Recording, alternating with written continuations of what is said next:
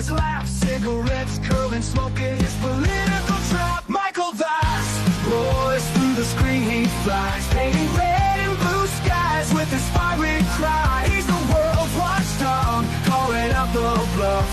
Right-wing swagger, but his heart's pretty tough.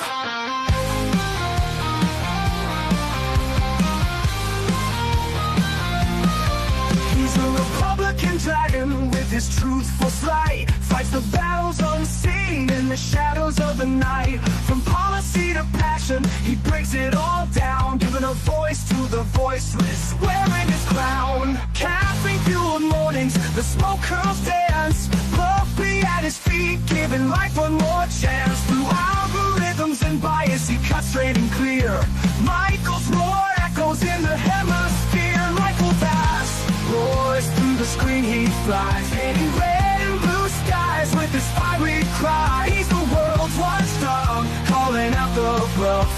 Right-wing swagger, but his heart's pretty tough.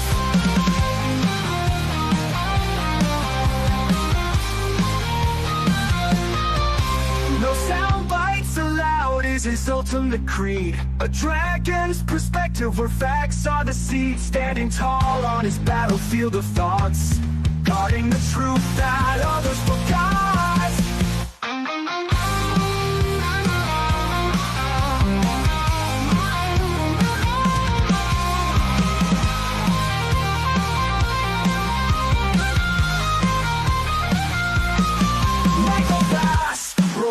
Through the screen he flies, painting red and blue skies with his fiery cry. He's the world's watchdog, calling out the bluff. Right-wing swagger, but his heart's pretty tough. Hello, everyone, and thank you for joining us. This is No Soundbites Allowed, and I am your host, Michael Voss, the political dragon here in our offices in the Bronx, New York. I hope you're having a great day. Today is February 15th. It is 2:32 in the afternoon, which means we're right on time, and I'm looking forward to hearing from each and every one of you. We have so much to talk about. I think it's going to be quite exciting. Let me start off with something. I know that right now there seems to be a problem with Facebook and X. I'm not sure if this is coming out live to Facebook and or X. That is a problem with Restream right now. It looks like the show is up, but I cannot be sure. Please, if you are on X or you are on Facebook, please let me know if you can see the show properly, because the systems seem to not be working correctly. That being said, we got a lot to talk about today. Oh my God.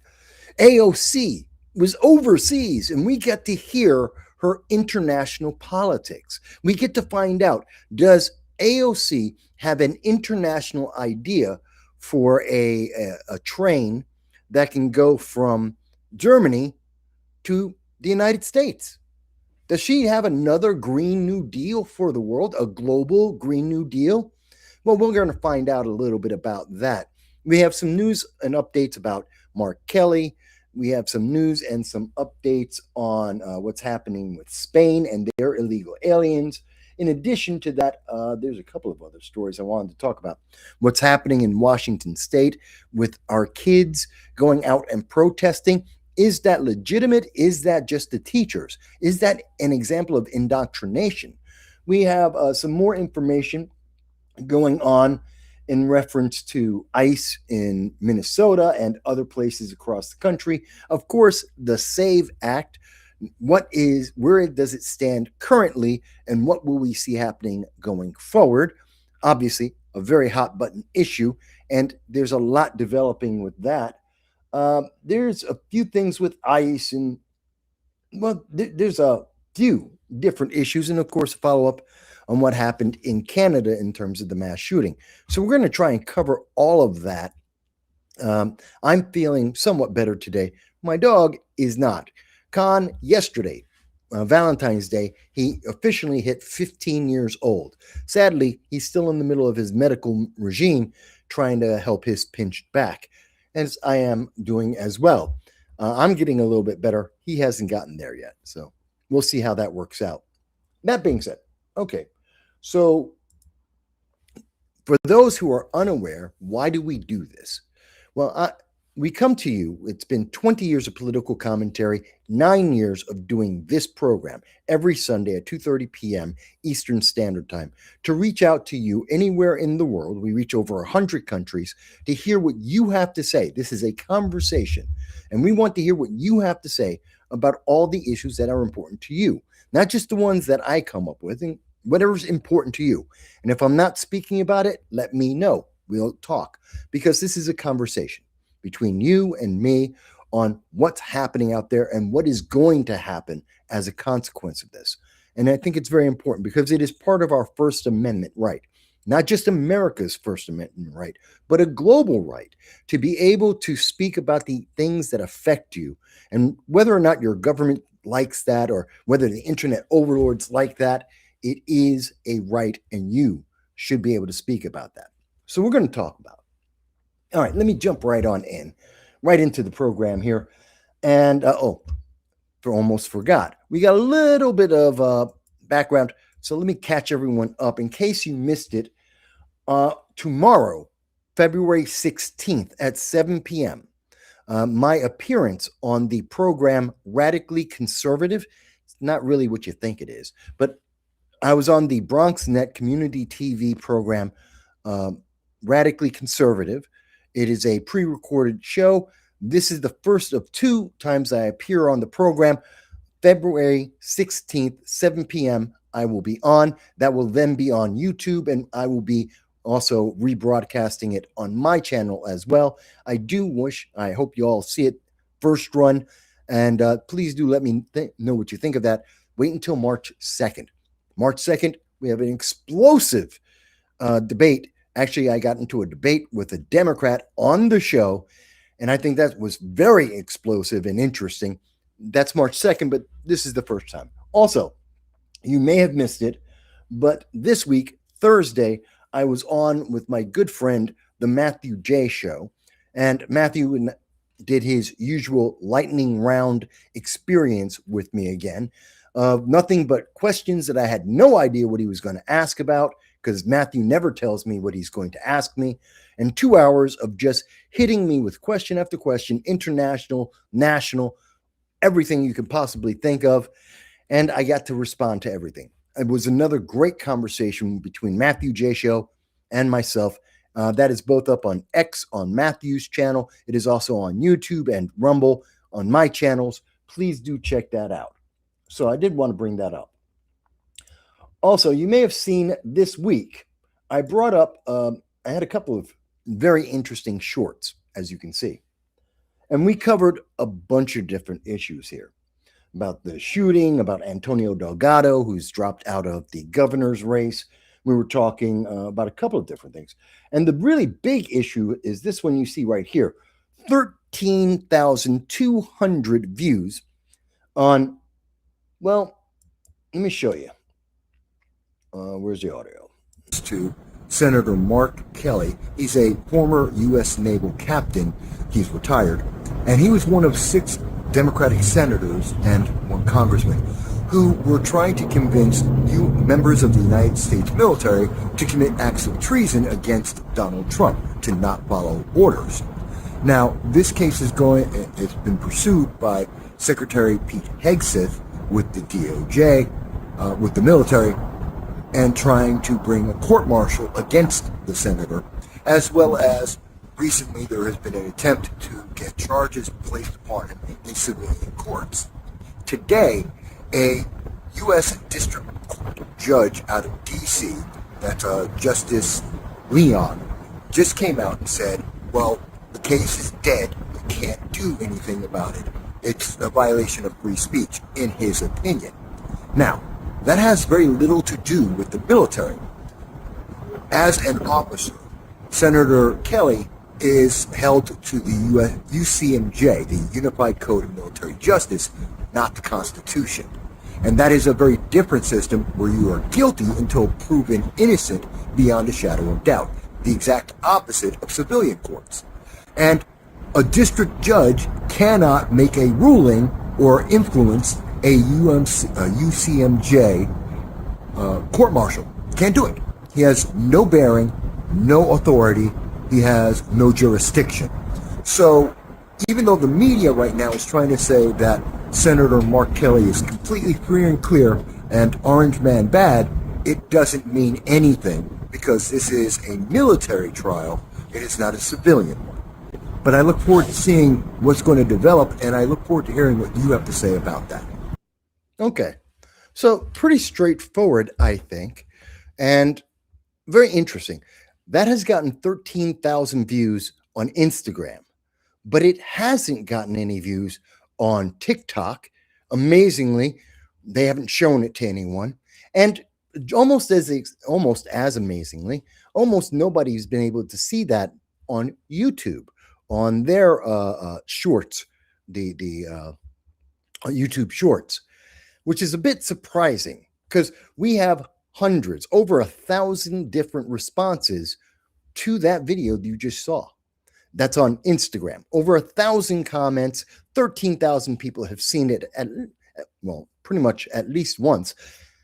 And yet we're getting censored by YouTube. We're being censored by TikTok to not let you see this. Well, I wanted to get around that. So let me address something. The number one comment that I have received is a mistake that I made. I said that Mark Kelly had been charged with, or the charges pending him are for treason. That's not exactly correct. The actual charge is sedition, which is the seditious six. That would include Senator Slotkin, 5 other senators, and 1 member of Congress. The Democrats who tried to incite a riot or a failure to obey lawful orders from their commander-in-chief. So I do stand corrected. It isn't treason directly. It is indirectly treason by way of sedition. So that was just wording in a typo, essentially, or misspoken word. I meant sedition, not treason.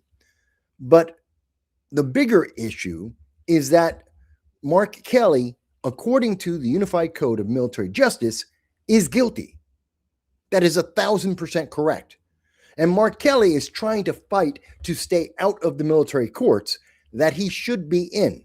Now, for those who haven't been following that, Mark Kelly, to start off with, Mark Kelly and 6 other Democrats decided to come out and say, out of the blue, that U.S. soldiers should not follow illegal orders. Now, a lot of people say, well, that's just normal. That's what the Unified Code of Military Justice, that's what it says. Oh, by the way, the Unified Code of Military Justice is the law for the military. If you are active or even inactive duty, if you're military, you're not under the Constitution. You're not under the laws of the United States. You are under the Unified Code of Military Justice. It's the reason why you take your oath. You give up your rights as a citizen and you take on the obligations of a member of the military, which is, in fact, the government.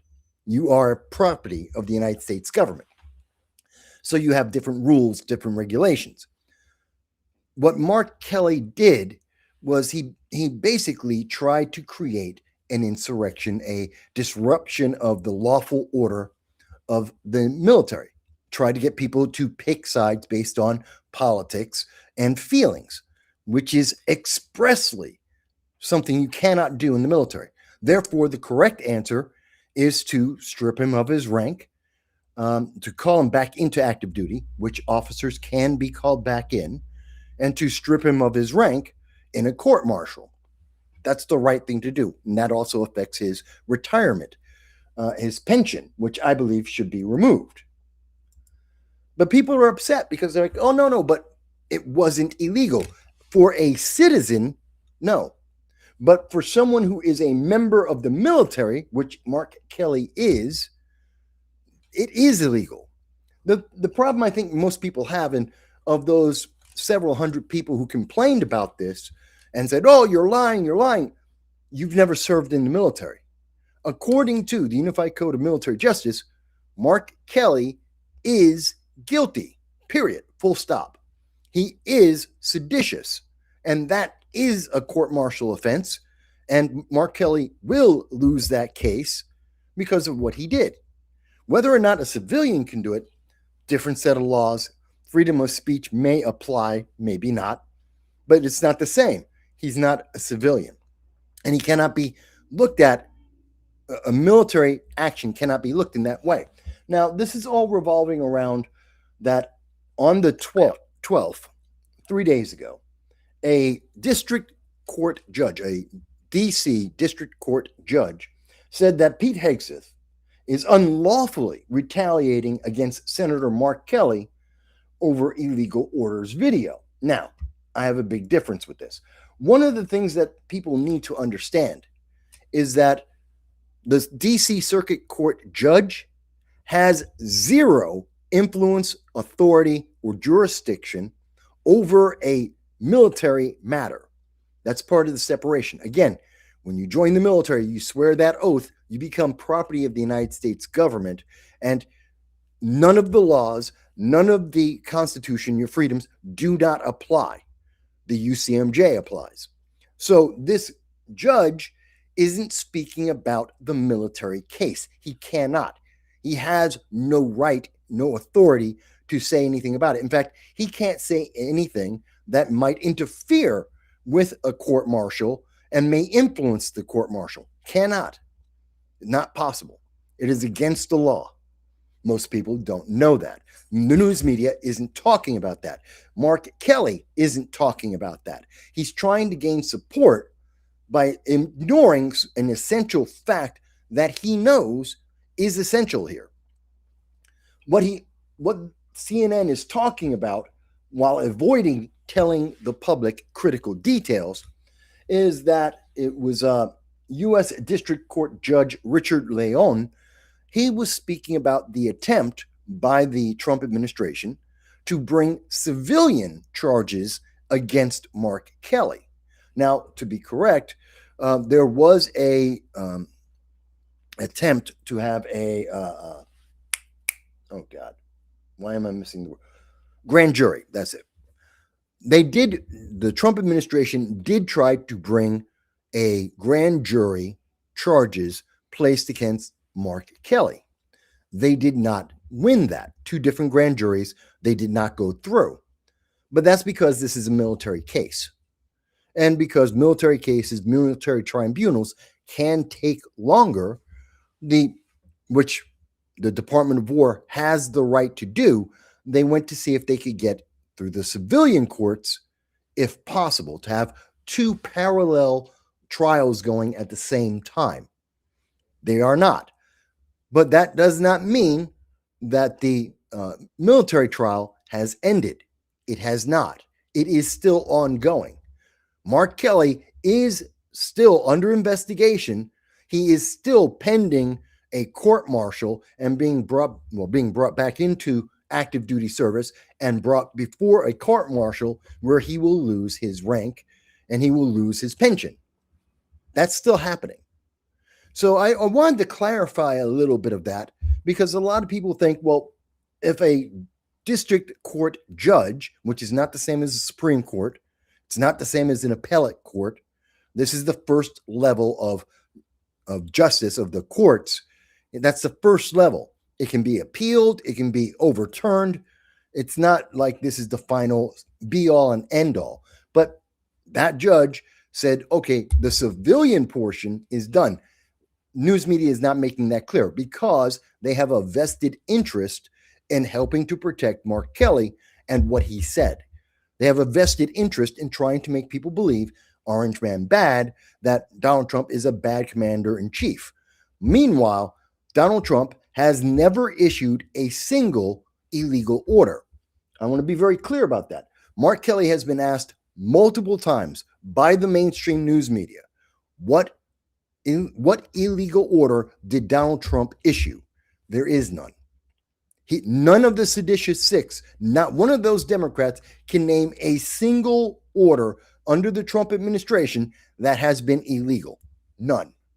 There's several they don't like, but there is no illegal order that has been issued.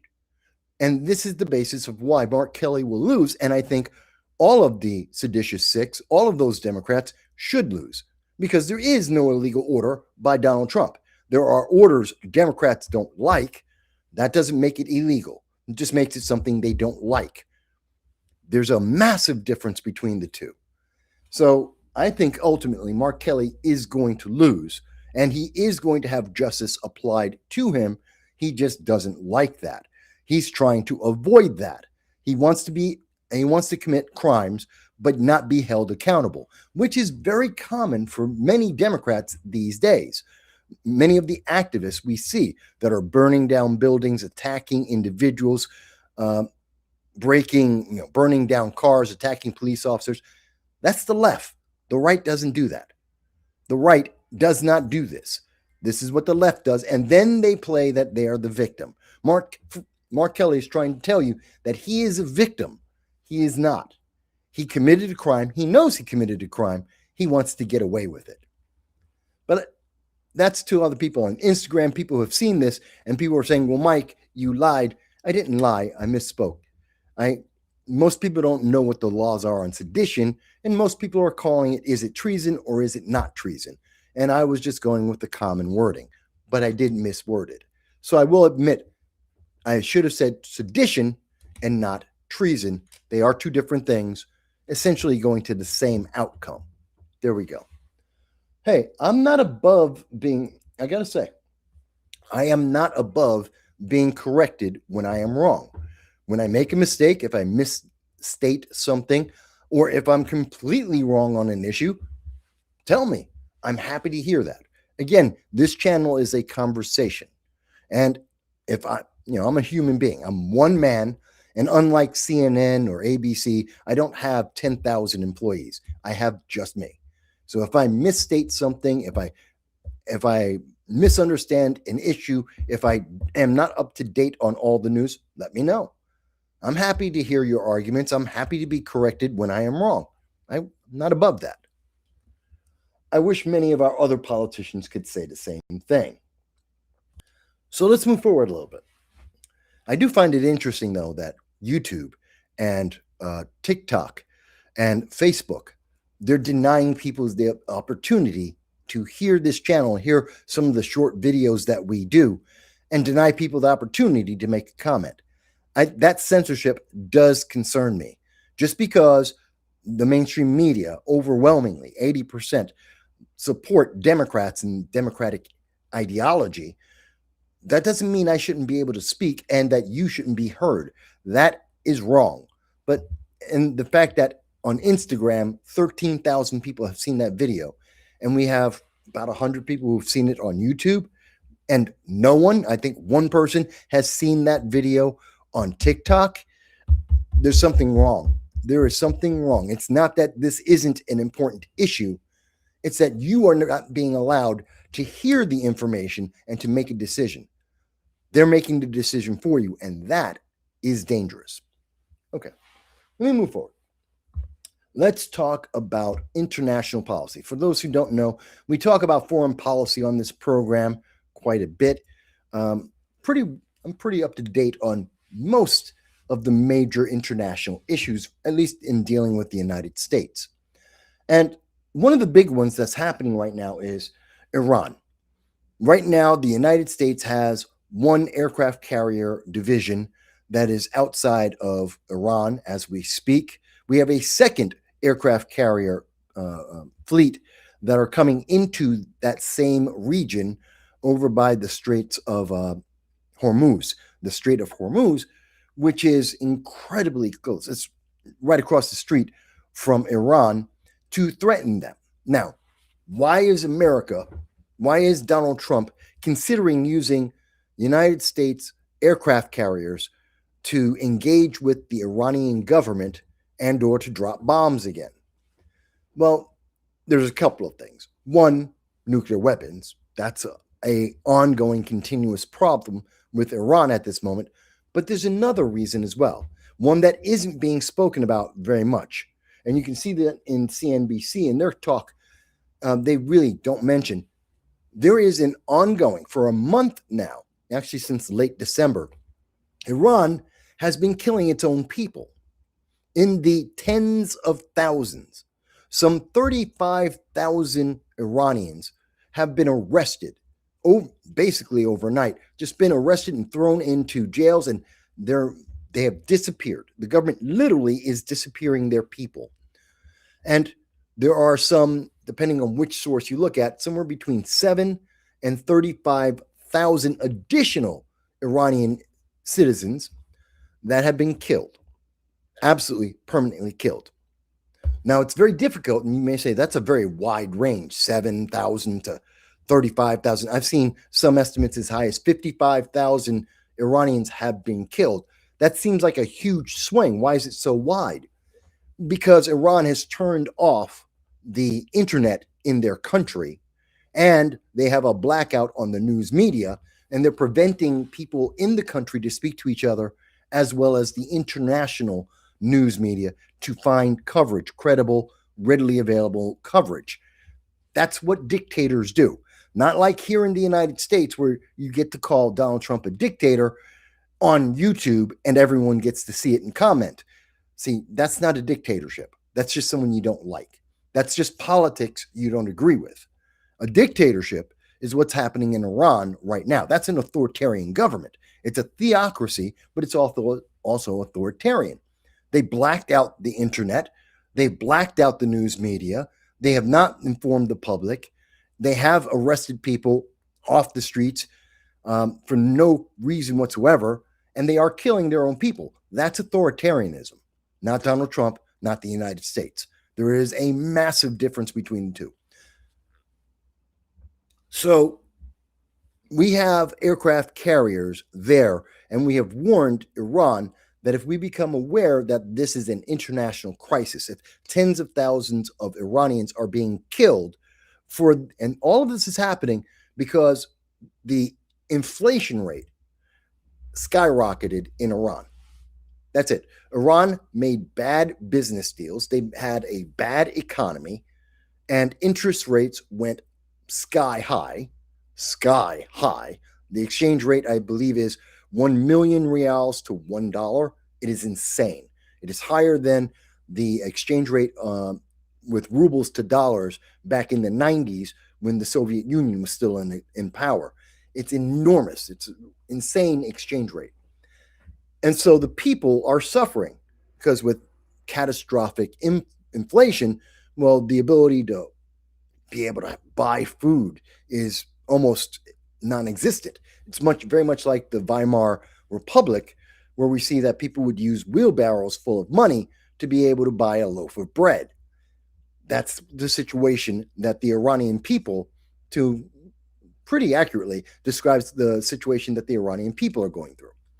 Now, you may recall that here in the United States, under the Biden-Harris administration, up until the first year, until 2025, we saw that Harvard, Columbia, the far left throughout all of America, the Antifa, BLM, were screaming bloody murder, demanding that the United States step into the West Bank, into Gaza, to protect and support the Palestinian people because they were dying. And so they demanded that. But yet, you don't hear that for the Iranian people, as well as those who are in Sudan. The Sudanese people aren't getting that respect either, which is very interesting that the far left, the left in the indoctrination, when it's an issue they like, where they can embarrass America, where they can attack Orange Man Bad, well, yes, that's an issue where all of your money and my money, our taxes, our power of the United States should be applied to what they like. But in a little bit more difficult situation, like how does America deal with Iran? Well, then they're dead silent. They don't care about the Iranian people, the Iranian women and children. They don't care about them. The left has nothing to say about that. They'd let those people languish and die, much like they did with those in Iraq. The women are suffering immensely in Iraq because of the Taliban, which was because of Joe Biden, and you don't hear anything from the left about that. When was the last time you heard anyone on the left, whether it's BLM, now the National Organization for Women, whether it's Chuck Schumer or Nancy Pelosi, AOC. When was the last time you heard Columbia or Harvard talking about what's going on in Iraq and the women in Iraq who have been poisoned? Schoolgirls have been poisoned because they learned how to read, because the Taliban does not agree with that. By the way, that also happened in Iran, and they don't care. They don't care because that won't get them extra votes. And at the end of the day, that's what this is all about. It's about votes. For the left anyway, because they don't care. So that was one of the reasons why we had the aircraft carriers in approaching and threatening Iran, is because we're trying to protect the people, something that the left only applies to the left when it's people they like, with the same kind of ideology.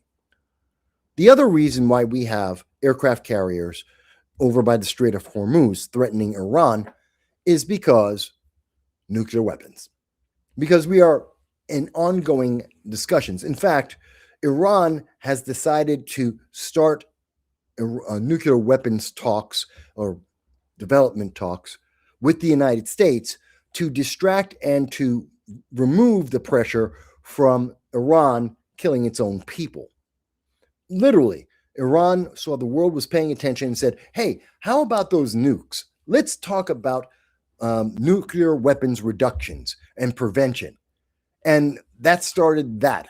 So they're using it as a smokescreen. So people like CNBC are more than happy to talk about Iran not getting a nuclear weapon and having talks similar to the Iran nuclear deal, to have that again, and completely forgot about the fact that the Iranian people are being killed by their own government because the left doesn't care.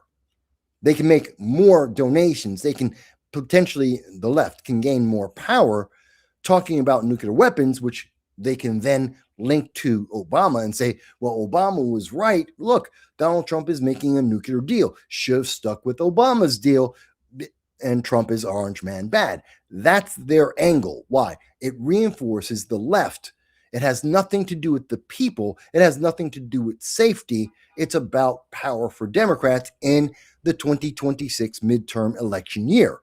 That's why they're talking about the nuclear deal, because then they can prop up Obama, say he's great, he was Jesus for Democrats, and he was right all along, when that's not the case. And we have spent years, literally years, talking about the Obama-Iranian nuclear deal.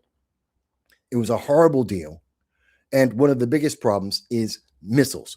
And what we can see here, according to CNBC, is Iran, while trying to distract from their nation killing their own people, they're saying, yeah, we'll have a nuclear deal and we'll stop producing uranium. But, and the big but is, hey, we're going to still develop missiles. This is the major problem with Obama's Iranian nuclear deal talk, is that Obama gave them the right to build ICBMs, which also gave them the right to build drones, which we have seen. Iranian drones are one of the main sources of drones going into Ukraine, being used by the Russians. And that's because of the Obama administration, because their deal on the Iranian nuclear deal, their terms allowed Iran to continue to make missiles so that they would be able to reach Europe and the United States, to increase the threat. Because it's one thing to say that Iran can make a nuclear bomb, but they can't bring it to anywhere in the world to set it off. And it's another thing to say they have a nuclear weapon and they have an ICBM, or a short-range intercontinental missile that can reach Europe. Big differences. Very, very big differences. And that's the problem. That is the problem. So you're not hearing the whole story. The news media is taking two stories that are very much linked, and they're only talking about the one that they think will give them an advantage in an election. And that is a disservice to you, the public. We should be able to talk about both of these aspects because they're both the reason why we have aircraft carriers and why President Trump is now trying to decide, Does the United States step in to support the people of Iran and to protect them from being slaughtered like pigs? Or does he just let it go? Does he make the deal? Does he take the distraction and work on the nuclear deal, which would be good politically, but it's not needed at this moment, not when we have upwards of 10, 20, 30,000 people being killed by the totalitarian government of Iran, the Ayatollah. God, I am having difficulty today with the speaking. I don't know. Maybe it's my medication. All right. So I wanted to bring that up, and I found it interesting. By the way, we see that CNBC is talking about it. This is it right here. The second round of nuclear talks. This is meant to be a distraction. That's all it is. It's a distraction. And they do mention, I believe, where is it? Hang on one second. Did they move it? I thought... here it is. Sorry, wrong article. And by the way, when I give you this figure, so this is from ABC, a massive crowd gathers for the Iranian Global Day of Action protest in downtown LA. LA has one of the largest Iranian communities in the United States. And thousands of individuals came out to protest the Ayatollah. These aren't protests against America. These are protests in America against the Ayatollah, against the terrorist government that is Iran, not the people, the government. And they are trying to convince Donald Trump to support the Iranian people with the aircraft carriers that are now off the coast, off of the Strait of Hormuz. And in this article from News Channel 7, because we always use left-leaning sources whenever possible, they will tell you here, the human rights activist news agency says 7,000 people have been killed by the Iranian regime since December. But other groups have a count as high as 35,000. This is the number of dead. That's not the number of people who've been arrested. That's just the number who are already dead. That the IRGC, the Islamic Revolutionary Guard Corps, which is basically the terrorist organization of Iran, have gone out and just killed people. They've just been running across this country and just killing people left and right, especially in Tehran. It's really sad. It's really sad, folks. And you're not getting the full story. They're treating this as if they're two different discussions. So in this on ABC News, they're talking about Iranian Americans are trying to make America and the world aware of the death toll that continues to happen. It started in December. It's still ongoing, but the mainstream news media doesn't want to talk about it because they don't have an answer. Democrats don't have a solution to end that murder, that killing, to take on Iran. They don't have a solution. They don't have a leader who has a plan. So they, rather than actually talk about that, they're going to ignore it because otherwise they look bad for the 2026 midterm elections, and some of their presidential candidates look bad for not having a solution. They can't look presidential. So rather than put the pressure on Gavin Newsom, AOC, J.B. Pritzker, Josh Shapiro out of Pennsylvania, they don't, rather than put them on the spot to say, and how do you have an answer for this? What is your answer that would be different than the answer from the Trump administration? They don't have one, so they won't bring it up. And ABC treats this as an entirely separate issue than what we see from CNBC when they're talking about the nuclear deal. They're not two different stories. They're one story with two different components because they're both tied to the American aircraft carriers. But CNBC won't even bring up the fact that Iranian people are being killed by their government because Democrats don't have an answer to fix that other than what Donald Trump is in fact doing at this moment. Instead, they want to talk about the Iran nuclear deal because they want to say Obama was right, Orange Man bad. That's their reasoning. So that's why you see there's this part of the story coming from CNN, and why you see that ABC News has an entirely different part of that. It's actually one news story, not two separate ones. It's just interesting.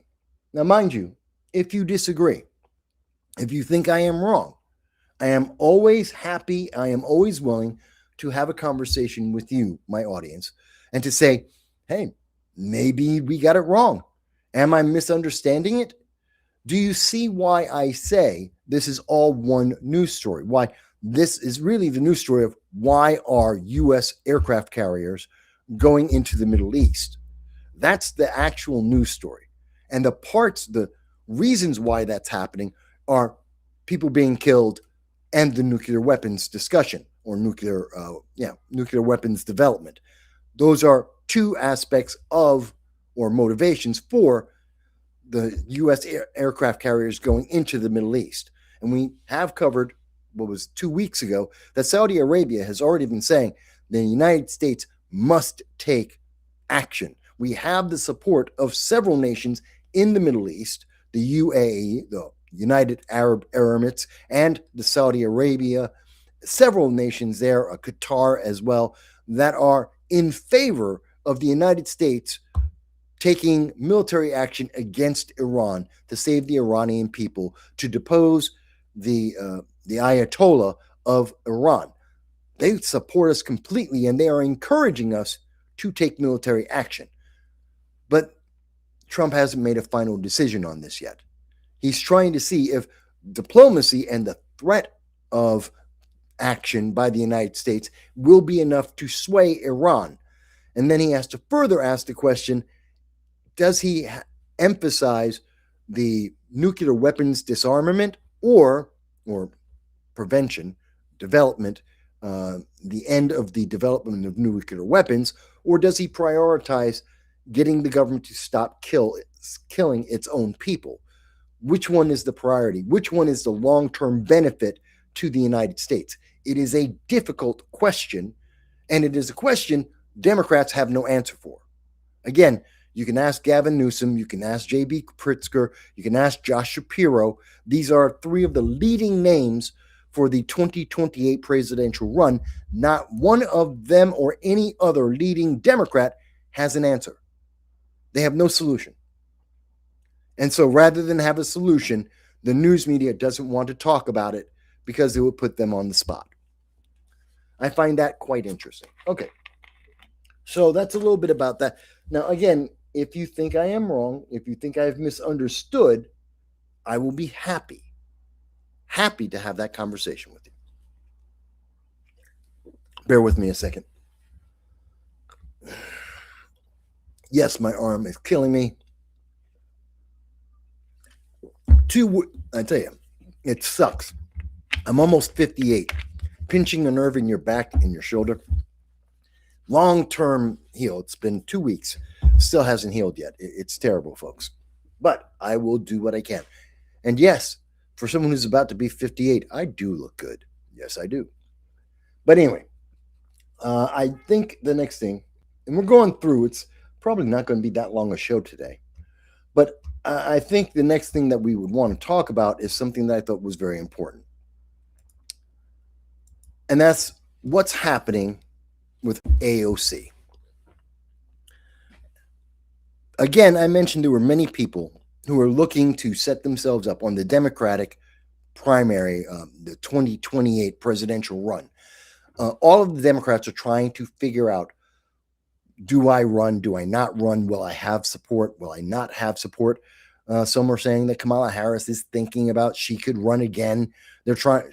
If you look on Facebook, you see a bunch of little polls and memes out there saying Kamala Harris is going to run with anyone and everyone on the Democratic Party, that she wants the top of the ticket to run for president again, and that she will accept any other Democrat to run with her. They're trying to create some kind of public interest to drum up interest of Kamala Harris and anyone. Is there any Democrat that Kamala Harris could run with, that the American public would actually vote for. And she's not getting any positive traction on that. Essentially, Democrats have given up on her completely. Republicans never wanted Kamala Harris. Democrats never wanted Kamala Harris. Remember, in 2019, she was one of the first people to drop out. Excuse me, in 2020, she was one of the first people to drop out of the Democratic, not 20, yeah, 2020. She dropped out of the race for presidency. She had gotten 7% of Democrats to support her. Her campaign ran out of money. She dropped out of the race. The only reason why Kamala Harris ever had a shot at being president is because she was a black woman. She was the DEI hire for vice president for Joe Biden. And that's the only thing she has as a claim to fame. But that being said, it's not just Kamala Harris and Gavin Newsom, J.B. Pritzker, Josh Shapiro, even Gretchen Whitmer thinks that she could run for president. I don't think it's possible. There's also two other people, and they're from Congress. So there's Hakeem Jeffries, and that's just a joke. That's just stupid. That's a joke.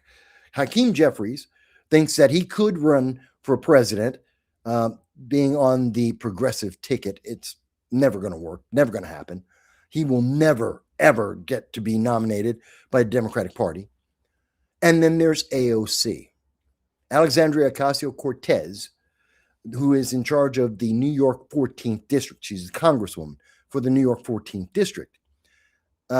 She went overseas. She went to Germany because, as the rumors have been saying, as we have been saying for 4 years now, since the summer of 2020, we have been telling you that Alexandria Ocasio-Cortez has the desire to run for president, but she needs to run for Senate first. Alexandria Ocasio-Cortez needs at least a couple of years, 2 years at least, of being a senator so that she can then run for president. It's exactly what Hillary Clinton did. Hillary Clinton had no credentials. She was the wife of a president, but she had never been elected to office before. And so that she could have some credibility in her run for the presidency, she became senator in New York State. She was she won, and she stepped in as senator for New York State, passed nothing. She named a post office. She named a highway. Those were the entire set of, 6 years of Hillary Clinton being a senator amounted to. She named a highway, a part of a highway. She named a post office. We're done. Those were her accomplishments in 6 years as a senator. But that gave her the ability to say she had executive experience in government, and therefore she was qualified to run for the president of the United States. Well, that really wasn't a qualification, and that's why Hillary Clinton lost. But the principle made sense. Generally speaking, the United States tends to elect governors and or senators as president. And the normal routine is, the normal political routine is that if someone would become a senator, and upon becoming senator, then if they have the popularity and the money, they then go and become president, or they run for president. Didn't work for Hillary Clinton, and I don't think it's working for AOC. AOC is a bumbling idiot. I've said this many, many times. I've said this since the day she got elected. She's a bumbling idiot. She started off as the spokeswoman for the Democratic Socialists of America. She was young. A lot of people liked her energy. Some people found her to be attractive. I didn't. And so they said, yeah, she's great. She's a woman of color. She's got lots of energy. She's not butt ugly, but, kind of close. And she's dumb as a box of rocks. But that's all you need is personality. And she had a ton of that, enough to get the progressive movement to vote for her. And that's how she became a member of Congress. Now, since that time, she has completely betrayed the Democratic Socialists of America and the principles of the progressive movement. She sold out. She sold out to get power, to get the support of Nancy Pelosi in the mainstream Democratic Party. And now that she's looking for the Senate race, well, we are seeing that she is going back to her roots of a grifter for the far left, along with Bernie Sanders, another leftist, radical leftist, who decided to sell out his base to be able to buy a new house. And since then, Bernie Sanders now has 3 houses since 2016 when he sold out, as opposed to being less than a millionaire prior to that, after decades of being in government. So, I've been saying all that to bring us to where we are. I want you to have a full understanding. I'm giving you as much context as possible because the mainstream news media won't give you any context. They won't give you any background. AOC has been looking to get into the Senate since 2020. We know, and I covered at the time, that when everyone else is locked down, when everyone else was restricted to solitary confinement in their own homes, Alexandria Ocasio-Cortez was flying down to Miami to have drinks with the donors for Kirsten Gillibrand. She was trying to steal away Kirsten Gillibrand's donor base in Miami while you were locked down, when you couldn't go to your job and work. Something that many people have never recovered from. And we presented that case. We did the shows, showed you the evidence at that time. So this has been a long-term plan. Now, Chuck Schumer is in trouble at this moment.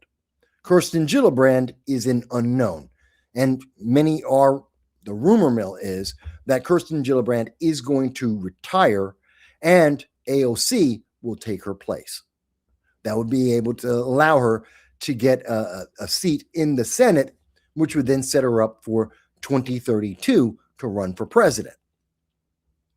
But what people are thinking now, because Chuck Schumer is old, because he is one of the few remaining Democrats in leadership over the last 3 decades, that he's going to retire. Chuck Schumer could be beaten, not retire. That's Kirsten Gillibrand. Chuck Schumer may be beaten. He's weak. The shutdown really had a huge political cost to him. The fact that Democrats were responsible for shutting down the government for 42 days in a row, denying the American people food stamps, making it difficult for people to live because he got nothing. There's no real justifiable reason because there was nothing that the Democrats got. They just got to say, Orange Man bad, and they tried to blame Donald Trump and MAGA and Republicans for shutting down the government. Meanwhile, Republicans voted 15 times in a row, 15 times to open the government. And it was only the Democrats under Chuck Schumer that stopped the government from opening up. And eventually, that's exactly what happened. Chuck Schumer was taking food out of the families of Americans for 42 days. And America was becoming fed up with him and the Democrat Party. Therefore, they gave up.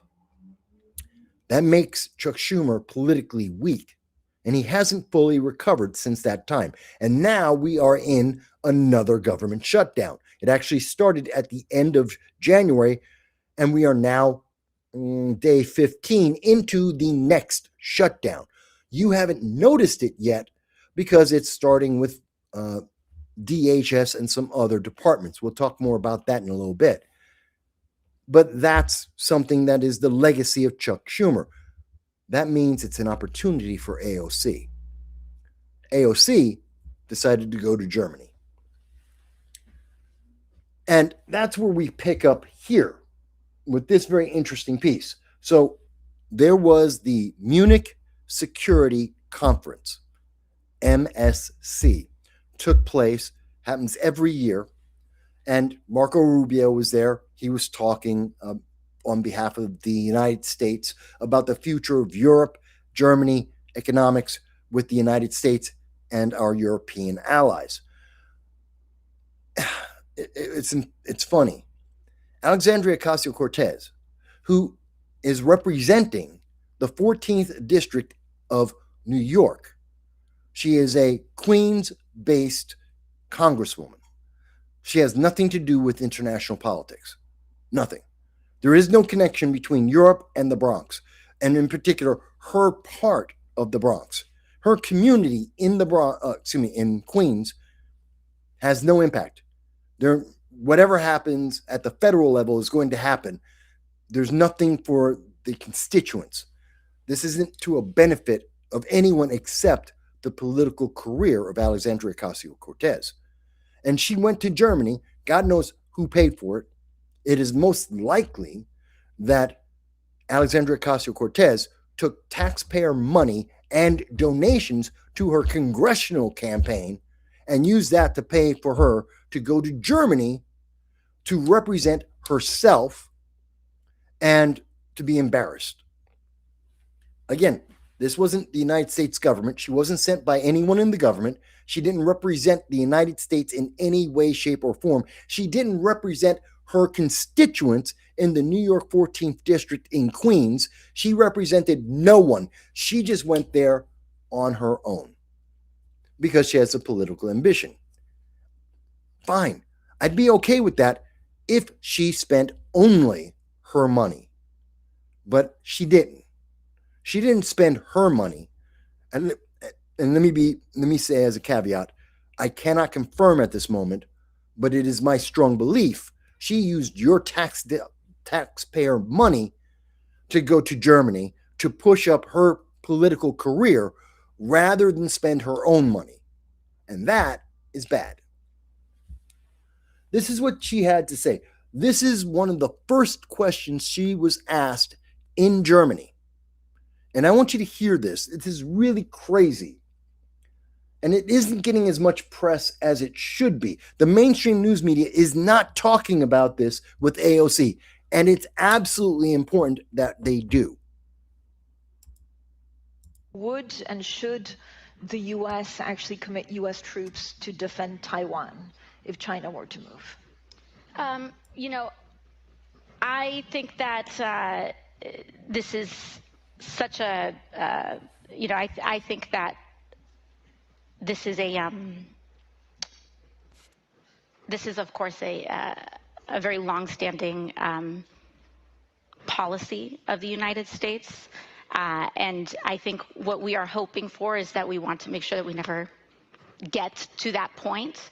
And we want to make sure that we are moving in all of our economic research and our global positions to avoid any such confrontation and for that question to even arise. That is called soup. That's political soup. That is slop. Complete, utter, absolute slop. It makes no sense whatsoever. This sounds like Joe Biden talking about anything. She said absolutely nothing. That was 47 seconds of AOC saying, I have no idea what the hell I'm talking about. She went to an international conference with leaders across the globe, especially those in Europe, trying to big up her personal career and trying to convince the leaders of other worlds to support her ideology, her as the candidate for Senate and or president, and she doesn't know what the hell she's talking about.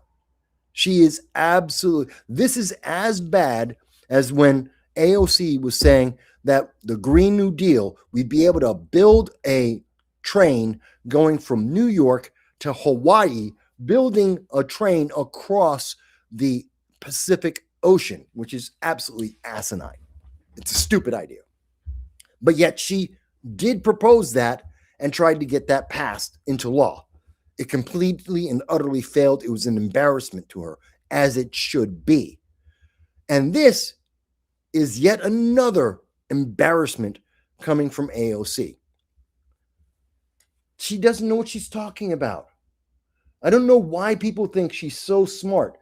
I mean, it's like her modern monetary theory, MMT, that says that, well, we can just have a debt forever. No, you can't. It's called inflation.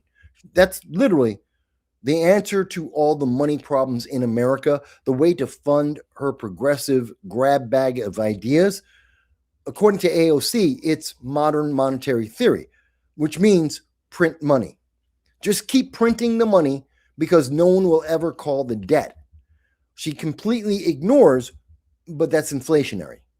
You can print money all day and all night, but the more you print, the more that creates inflation and more it hurts poor people. She doesn't think it through because she's an idiot. So again, I want you to hear her from the beginning.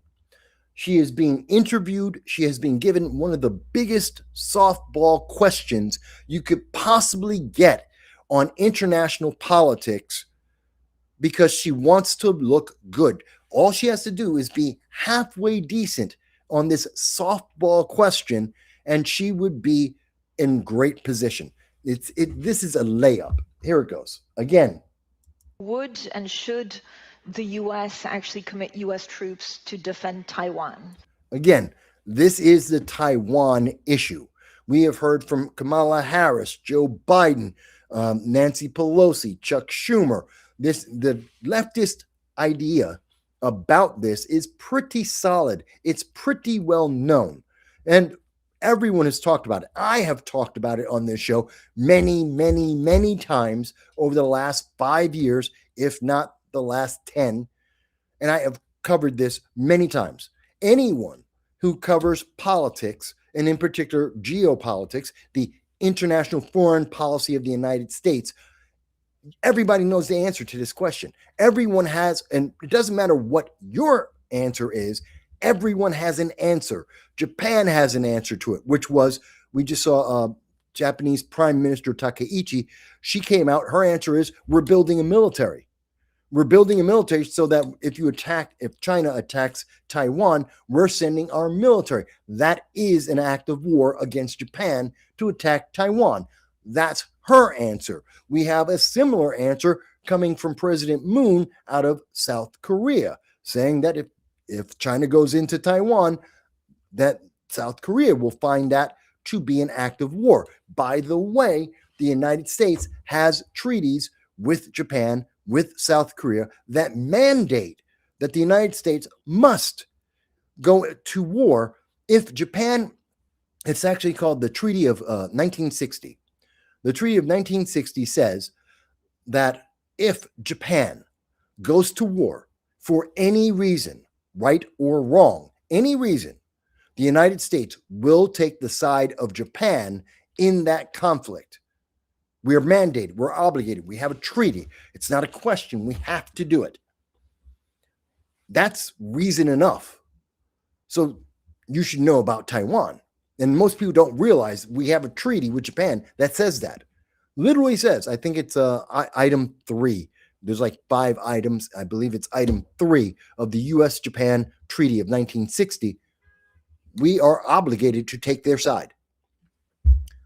So if AOC had no idea of anything else, she could just say that. It's an obligation. Japan is our ally. If they go to war, we're going to war. That's the easiest answer she could make on this very delicate issue. We're duty bound. We have an obligation by international law. We have to, if Japan is involved. If Japan is not involved, then we have some options. See, I can answer this question. I've been in politics for 20 years. I'm not a member of Congress. I did run for Congress. I'm not a member of Congress. I don't have a staff of a couple hundred people. I don't have access to news agencies of 10,000 people. I don't have the entire Democratic National Committee and all of its funds and its access to people to tutor me on how to have a better answer. I can answer this question better than AOC, and I have none of the access to resources that she has. And she screwed this up badly. Again, what did she say? If China were to move. I think that this is such a, I think that this is a She has no idea. This is already 15 seconds. She has no idea what to say. She has no idea what's happening with Taiwan. She has no idea about Japan and the U.S. treaty, why Japan is building a military. She has no idea about what our obligation is to Taiwan. What is the traditional policy of presidents right up until Biden? Biden, she should know, Biden, who is, of course, he was the president of the United States when he wasn't a part-time zombie.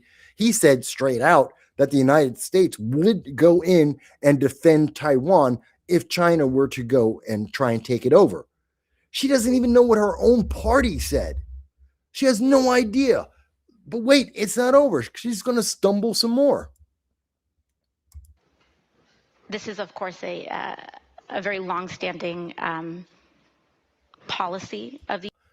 It took her 25 seconds to figure out it's a long-standing policy. This is someone who wants to be president. I hope people are seeing this and understanding. She's an idiot. It is a vital, massive component of both president and a member of the Senate to understand international policy, to be able to vote on international policy, which they do on a regular basis. She has, if she wants to be a senator, if she wants to be president, she has to know this like the back of her hand, because this is basic bitch kind of question. This is basic politics. Again, I know this like the back of my hand, and I just gave you 4 different reasons why we would be involved and how we would be involved with Taiwan. I've given you treaties and our allies. I can tell you about what presidents have said, and Joe Biden most recently has said. I can tell you I have at least a dozen ways to answer where the United States is and should be if China were to invade Taiwan. She can't even come up with one. She can't even come up with the basic answer that, there's treaties. No kidding, there's treaties. Everyone in the world knows there's treaties. That's not the question. How do we deal with those treaties? And she's not even mentioning the treaties that are important, which would be the treaty with Japan, the treaty with South Korea. Those are the important treaties because those could possibly get us into a war, especially since we know Japan, Prime Minister Takaichi, she just got reelected. She has the absolute confidence of the Japanese people. They are in the process of finalizing their military build out, and she is actively fighting with Chairman Xi of the Chinese Communist Party. We already know where it is. So she should know that, the U.S.-Japan Treaty of 1960 is vital to understand in this situation. It's vital to understand what Japan is doing and why they are doing it so we can understand the risk that stands with Taiwan, how China is reacting and how China is trying to beat up Japan for daring to say that Japan would defend Taiwan. She's got to know this. United States. And I think what we are hoping for is that we want to make sure that we never get to that point. Duh. Oh, it should never happen. We should prevent it. No kidding. That's obvious. No one in the world wants to go to war or see a war in Southeast Asia again, especially because China's going into Taiwan. No one in the world wants it. It's bad economically. It's bad for geopolitics. It is a slippery slope into a much, much larger conflict. Of course, no one wants it to happen, and we want to stop it beforehand. Guess what? Now is the time that you talk about how you would stop it. Now, before the war happens, before China takes some action, now is how you explain it. To give China a reason to pause, to reconsider. When the superpower of the world says, don't go there or we will fight you, that is a reason to not go to try and invade a nation. That's just the facts. So she's saying, again, nothing. This is international political gibberish. And everyone in that room, Everyone at the Munich Security Conference knows she is a blithering idiot and has no idea what she's talking about. She will never be seen as serious. This is the same thing as Joe Biden falling asleep at the G20 meeting. No one had respect for him. No one took him seriously after that moment. It was an embarrassment for the United States, and it weakened the United States. And this guarantees that AOC is a weak individual. All right, so that's one example of it. But wait a minute. You'll say, but Mike, anyone can have a bad answer to a question. I mean, it happens. She wasn't ready for the one basic, simple question that everyone on the stage would be given at this conference. How about this? Let me be more fair. So this, let me put this on the screen. So this is AOC. This is on her channel, by the way. Okay. This is AOC's channel. So I'm taking this from AOC's channel. She's proud of this. Her team are proud of this. Congresswoman AOC is speaking at the 62nd Munich Security Conference on U.S. foreign policy that she does not know. And she thought this was important enough to put on. And she's got 41,000 people watching. That's not enough to win a Senate race. That's not enough support to win a presidential race. No one's looking at AOC and saying there's a international policy genius. No one is saying that. No one at all.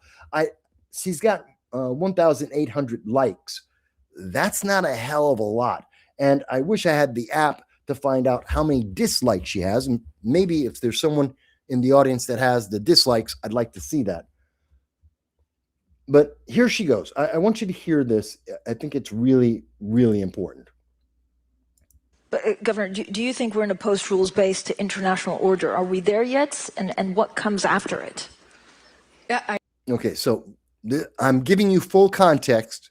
So this is the question and the nature of the conversation that is happening before AOC gets asked the question. So just follow it.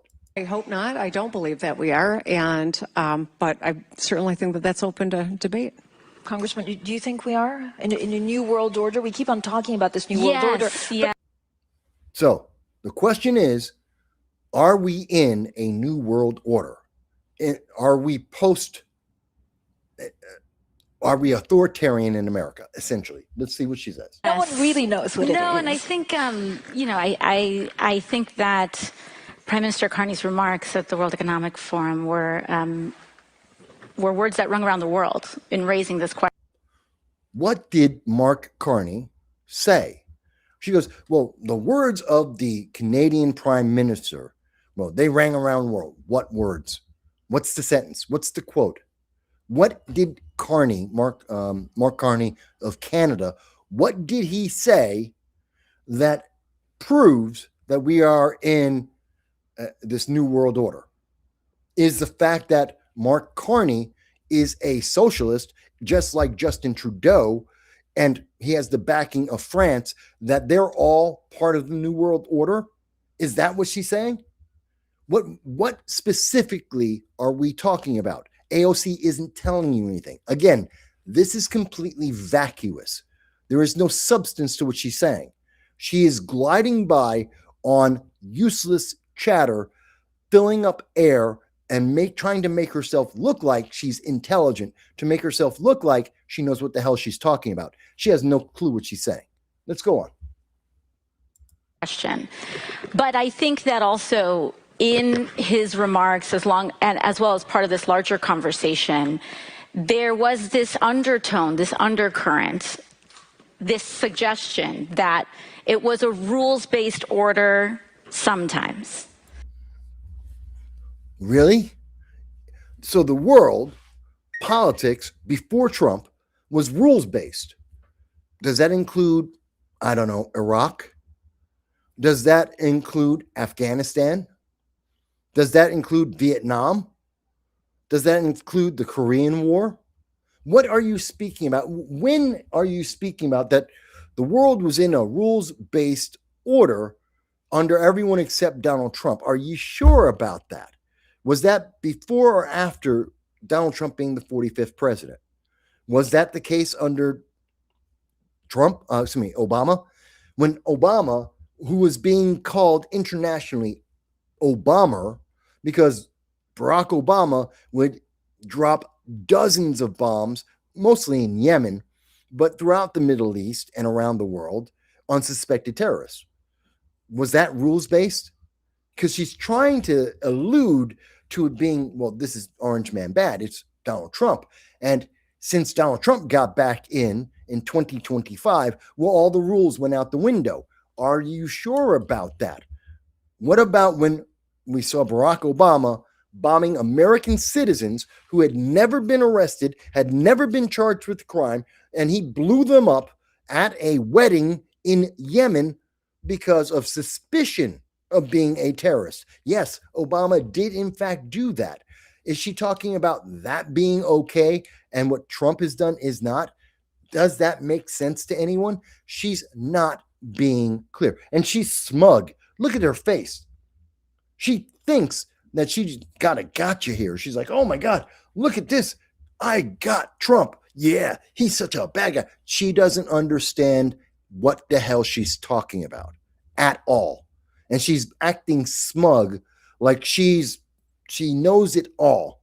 She knows nothing, which is why she is not being specific and she is not being substantive, because she has no substance. Let's go on. And I think that is the issue that lies before us, is that in a so-called rules-based order, the rules for whom? Because for all too long, the rules only applied to the United States, Europe, its allies, and we would carve out exceptions for the global South. That doesn't really sound right. No, really, if we're actually going by the politics of Democrats and the far left, there are no rules for the United States or our allies and rules for everyone else. The third world, Africa, sub-Saharan Africa, have rules. South America have rules. The Middle East has rules. Southeast Asia has rules. But if you're on the G7 if you're part of the G7, you don't have those rules. If you're in the United States, you don't have those rules. This is the policy position of the Democratic Party, of the progressive movement, of the Democratic Socialists of America. So I don't believe this, but this is what the left that AOC supposedly represents, that's their position. And I know that because I talk about politics on a regular basis. I actually read their policies. I actually listen to their speakers. I actually pay attention to the job. AOC, no, she has no idea what she's talking about. She just inverted the actual argument made by the left about international politics because she doesn't know what the hell she's talking about. And everyone in that room is being reminded yet again that she is an idiot, and they would love for her to be elected. They would love to have AOC elected because she doesn't know what she's doing. She doesn't know what she's talking about. They can take advantage of her in a heartbeat because she doesn't even know what her side says about these issues, even in a general sense. She got the whole thing reversed. Let's go on. No, well, okay. I just lost my spot there. But I think that makes it pretty clear. I think that's pretty clear. Now, let me stop. I hadn't checked on the comments before, and I apologize. Sorry about that, guys. But let's try and get this. Hang on. I got to fix. There we go. Okay, so here are the comments. And so the first one is from Mike Bowie. Hey, Mike, how you been, man? I haven't seen you for a while. You haven't left a comment. Thank you for being here with me. Mike says, Newsom's trip to Munich was funded by private donations, end quote. AOC's funding was undisclosed. Actually, her words were that her funding was, we paid for it. That's literally what she says, quote unquote, we paid for it. I don't know who we is. I presume she means taxpayers. I believe she means that taxpayers, American taxpayers, paid for her to go to Munich, but she isn't clear about that, which again is her ignorance about international politics. Who is paying for you to be here? Who are you representing? Whose voice are you putting out there?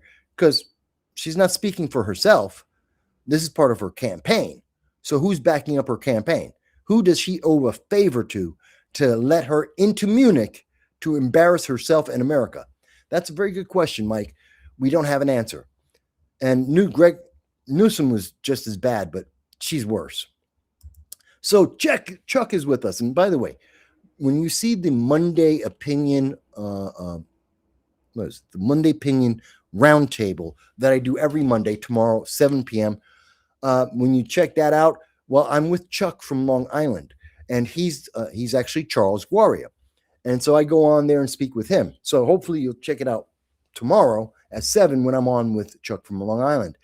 Chuck says, Obama killed an American citizen, Al-Awaki.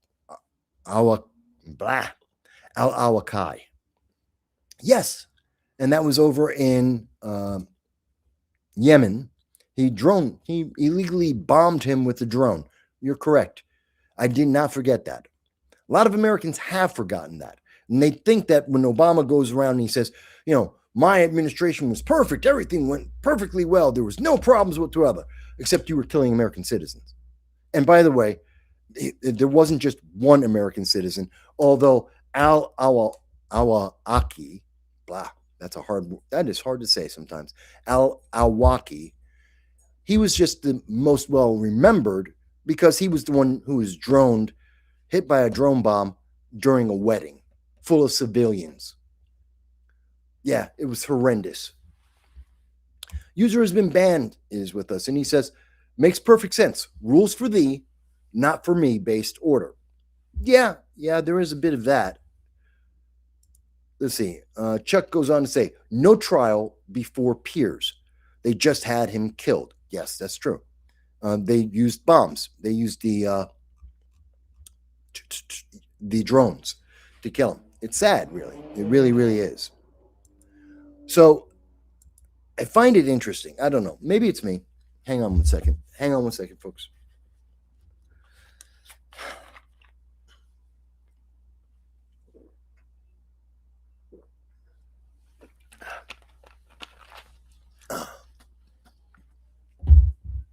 Okay.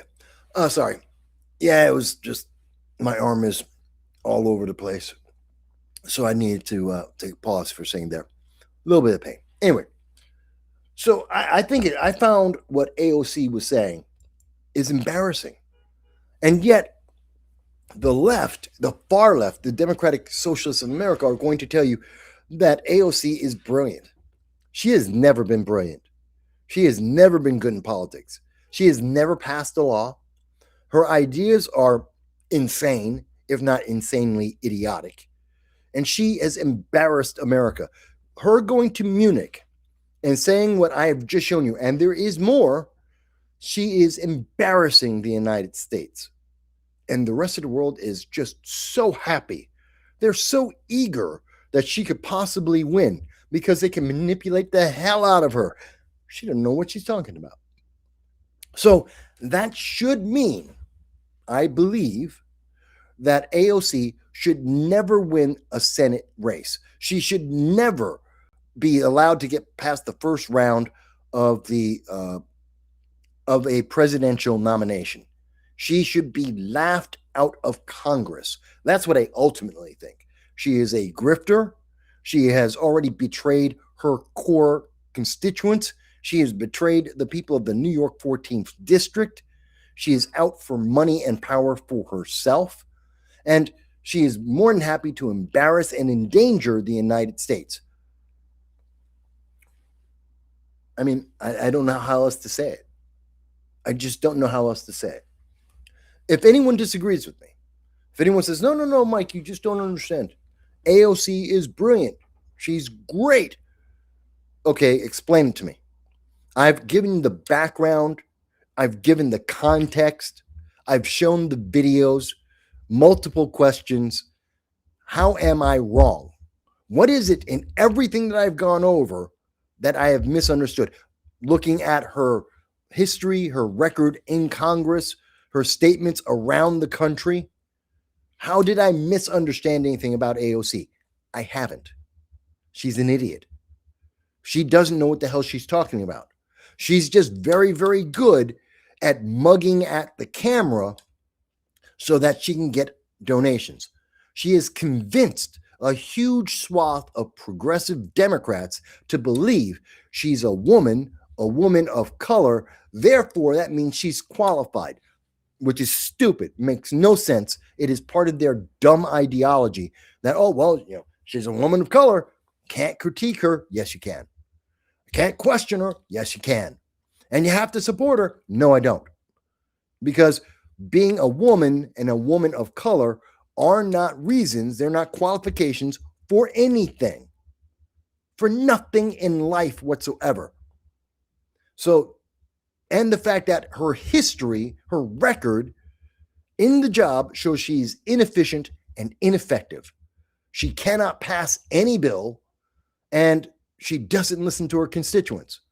That's why Jose Vega, who's on the left, well, actually, no, Jose is going after Richie Torres. Sorry. There's a couple of people who are going up against AOC. I can't see why AOC is even in politics. I really don't. But I'm happy to hear. If you're a fan of AOC, fantastic. Tell me why. Just give me a reason why. If you believe that AOC should be senator, why? If you think she should be running for president, why? Can you give me a concrete reason why anyone should take AOC seriously?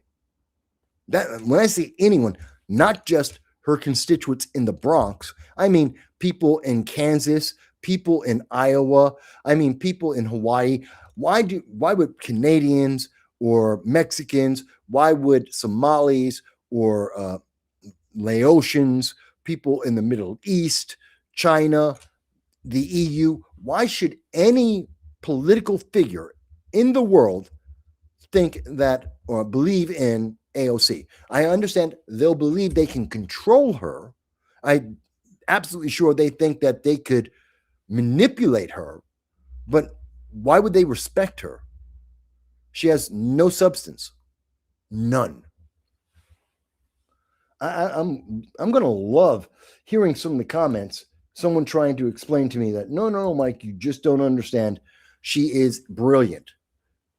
Somehow, she's like the ultimate. I truly believe that if you support AOC, you are the pinnacle of indoctrination. There is literally no political reason why she should be in politics. I mean, the only answer is, well, she's a woman and she's a woman of color.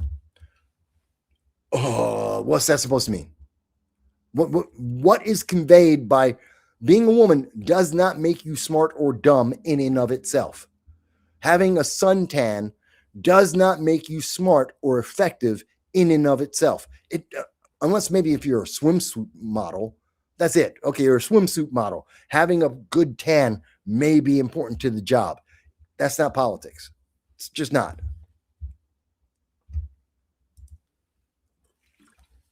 Let's see. User has been banned says she's corrupt and would give, quote, free stuff to non-citizens like Tim Walz. Of course, because they're both progressives. Absolutely. And he goes on to Snogadishu Fund Mogadishu now, by the way, a fraud. Snogadishu. Okay. And this is from Mike Bowie. Hey, Mike says AOC was also accusing Israel of genocide while in Munich. Yeah, but she's been saying that for a while. And because she does support Hamas, a terrorist organization. because she's a progressive and she's stupid. But that's just her talking point that she actually could remember, that came from Columbia, that came from Harvard, that came from the progressives and the DSA. That's not her idea. She can't tell you why she supports Hamas. She doesn't have a reason. Oh, Israel is bad. Why? Why is Israel bad? She can't answer that question. It's just embarrassing. She is an embarrassment. Well, speaking of embarrassments, I want to go on to talk about something that I thought was also very embarrassing. And again, these are the stories you're not hearing from the mainstream news media. They don't want to have these conversations, but you should have these conversations. So this video, you can find it. It's on TikTok. It's on X. And I want you just to hear this, okay? Don't worry about the quote is, they're actually quoting the video itself.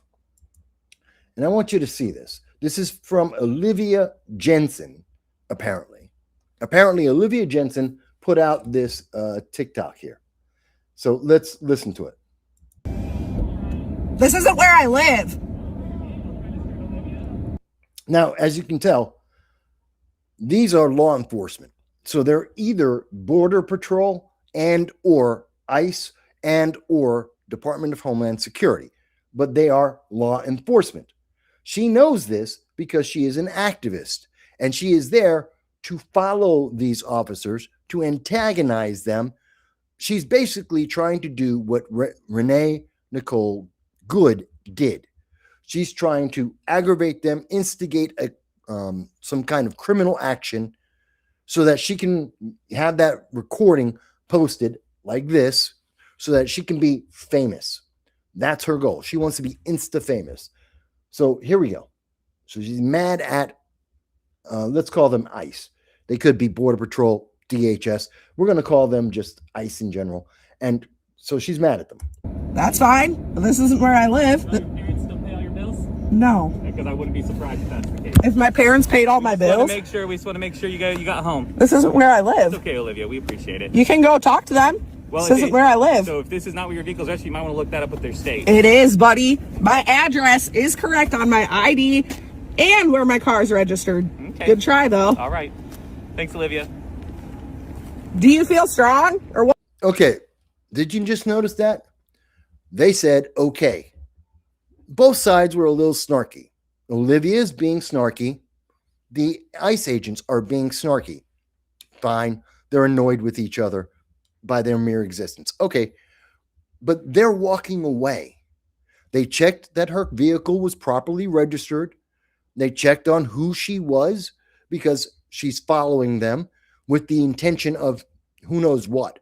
We know that the left love to use their vehicles to ram into ICE officers and Border Patrol agents. They've done that many, many times, some of them to the detriment of the person, and they have had to shoot citizens because they were being attacked with a vehicle. So these officers checking it out. She was smart enough to give them her ID, her registration. She was smart enough to actually obey the laws and to obey the lawful orders of the federal government. No problem. They're walking away. And she's showing us they're walking away. They're done. They're going to go on about their day. And she decides to continue to provoke them. She is inciting them to try to do something because she wants to be insta-famous, because Olivia is out of her mind. We should point that out. But let's keep going. What? We're good. Have a great day, okay? I'll keep following you, okay? She has now said that she's going to now further instigate with these law enforcement. She is inciting whatever happens next. If Olivia Jensen was to wind up getting shot, it's her own fault. She has set this up. I'm going to continue to follow you and antagonize you for as long as it takes until I get a reaction, because she wants to have a video saying, don't you see how evil they are? And someone will cut out all of the prior videos, and they'll just show us the 5 seconds of those guys reacting to her finally. That's the only thing you're going to see. You won't see that she's going to rev the engine at them. You won't see that she's trying to ram one of them. All you're going to see is they're going to react, and they're the bad guy, because she is clearly the bad person here. She is trying to incite and cause something to happen, which may result in her death. She's at fault. But let's go on. Oh, no, she doesn't care. It's right, no, come on. She doesn't care? She doesn't care. So they're like, she doesn't care. She doesn't care that she's trying to create a situation to get herself killed. That's what this is like. Renee Nicole Good. This is like Alex Pretty. They put themselves into situations that they amplify and antagonize because they want a moment, because they believe they're on the right side of the law of history. They're on the right side of history, and they don't care if they're on the wrong side of the grave. And that's what we see more and more of with these leftists. Now, continue watching. Watch how this is going to escalate. They never do. How does it feel to be a race traitor? Now it's racial. Where did race come from? Oh, these guys are race traitors. What does that mean? ICE is deporting illegal aliens. And in this case, someone far, far worse. These guys are after a vile, if the charges are correct, they are trying to protect a community. They are after a vile, sick criminal. And she's like, well, you're a race traitor for doing your job and making the community safe. I just want you to remember she said that. He's a race traitor. Suddenly, this is racial. Don't know why, don't know how, but now it is. But watch this. You know, we were trying to get a child molester, right? No, you weren't. Yes, we were. How would you know? Because it was a woman you talked to. His wife? And then... Oh, wait a minute. So she's already made up her mind. Oh, it can't be a child predator because women can't be criminal. What are you talking about? Of course you can. Women can be criminals. Women can be the assaulter in these cases. She doesn't know. Again, she just got told what they're doing. She had no idea who they were after. She's just making an assumption. Well, these guys are, police. They got to be law enforcement, mass deportations. They're just evil MAGA. She's already made that assumption. Olivia has assumed everything. And she's assuming she's right and they must be wrong just because they exist, just because she has that feeling. So automatically, we know that they're after someone who's a suspect of a crime, a vicious crime, and it gets worse. His plate came back as murder. Also, I just want to say, calling someone a race traitor, but you guys don't care. I hope you realize that is the most racist thing you can say as a white woman. Of course, it is. And she agrees. It is. She has contradicted herself. Olivia admits to call someone else a race traitor, but you're a white woman. That's a conflict in her own ideology. And her mental gymnastics are like, don't worry about it. Yes, I'm contradicting myself. Yes, it is absolutely stupid. And she doesn't care. Because the mental gymnastics, it's okay because I'm on the right side of history. And she doesn't care if she's on the wrong side of the grave. Doesn't matter that it doesn't make sense. It doesn't have to make sense because she's right, because she's a progressive, because she has feelings.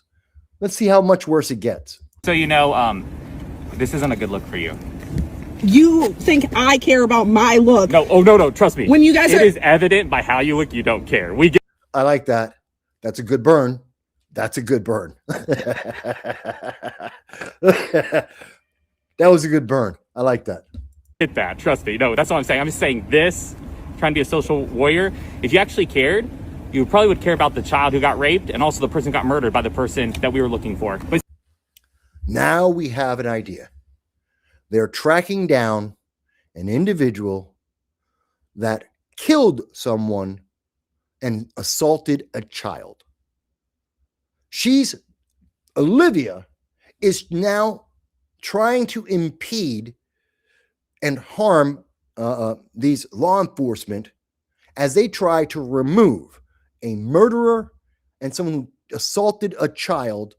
And she's being uppity, and she's being in their face, and she's trying to incite them, and she is actively delaying them from being able to find a murderer that assaults children. And he says, you know what? You should care about that, because you should. Everyone should care about that. But she doesn't care. That's not my words. You're going to hear from her directly. So you don't care? No, I don't care because she does not care that they are trying to bring to justice a murderer or suspected murderer and a child assaulter. She doesn't care. She just told you, no, she doesn't care. She cares about her feelings, and her feelings say that the law enforcement, they're the bad guys in this story. And if a murderer gets to go loose, if someone gets to assault a child because she is wasting their time, she's okay with that, because she doesn't care about them, because she doesn't actually care about women. She doesn't care about children. She doesn't care. Only thing she cares about is her feelings. And it's being laid bare to you. And this is her live stream. She's letting you know. She doesn't care about you. She cares about getting video clicks and feeling like she's right. That's all she cares about.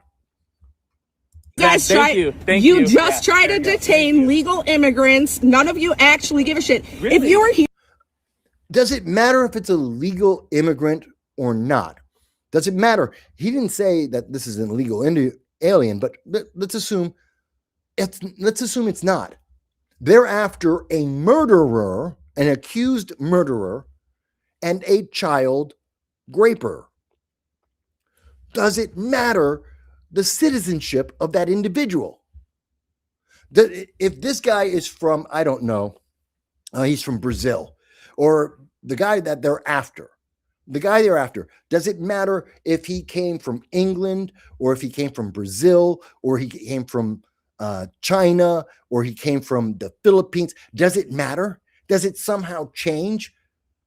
Is it okay if you come from, I don't know, Botswana, and suddenly it's okay because he's Botswana, and so that means you can't hold him accountable for murdering someone and or child rape? Nope, gotta let him go. Why? He's from Botswana. He's got a deep suntan.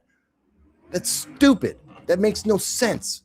That is abject idiocy. This is what the left believes in. They don't think.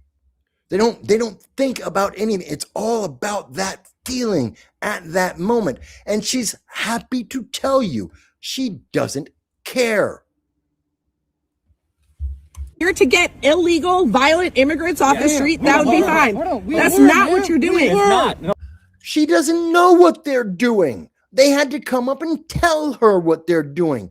And they are going after someone who is a violent, illegal alien, at least implied that this is a violent, illegal alien. Murder is violent. Graping children is violent.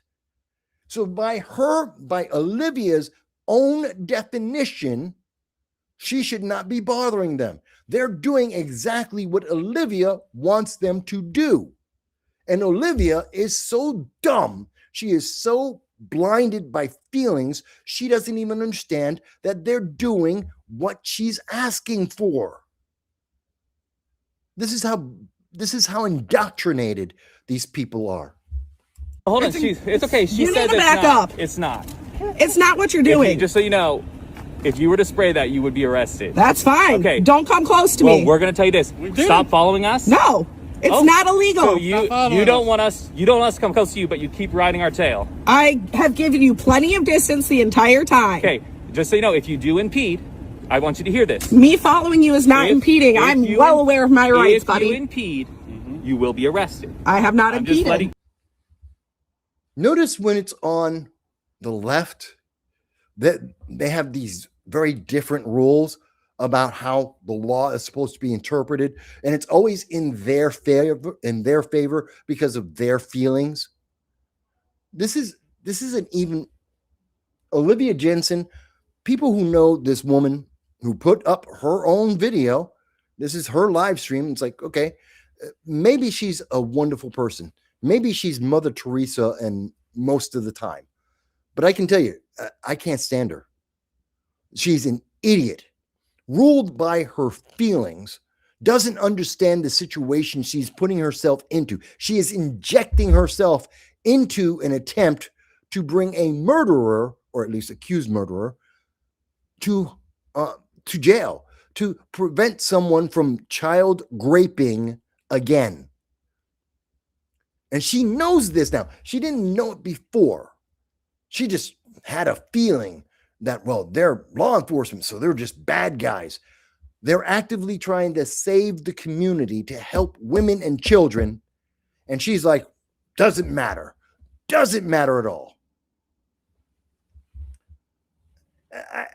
I don't even know what to say about people like this. They're so insane and so vile and so sick. And this is the left. Okay, so we got a comment here that I love this. User has been banned. Off to the Greenland mines with her. That's funny. Yeah, she should be. Let's see. She's stalking, and the last time I checked, that's a crime. Our nation, if you can tell, even call it that anymore, is a joke. She can vote. Yes.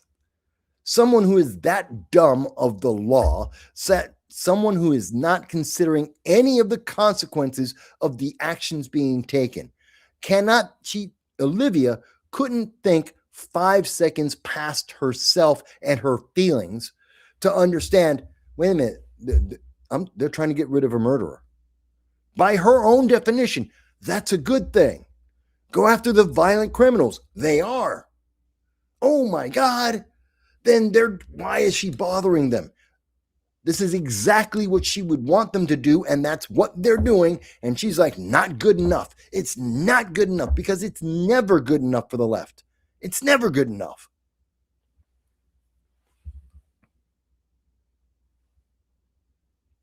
I don't know. Oh my God. It's frustrating, folks. This is so frustrating to me.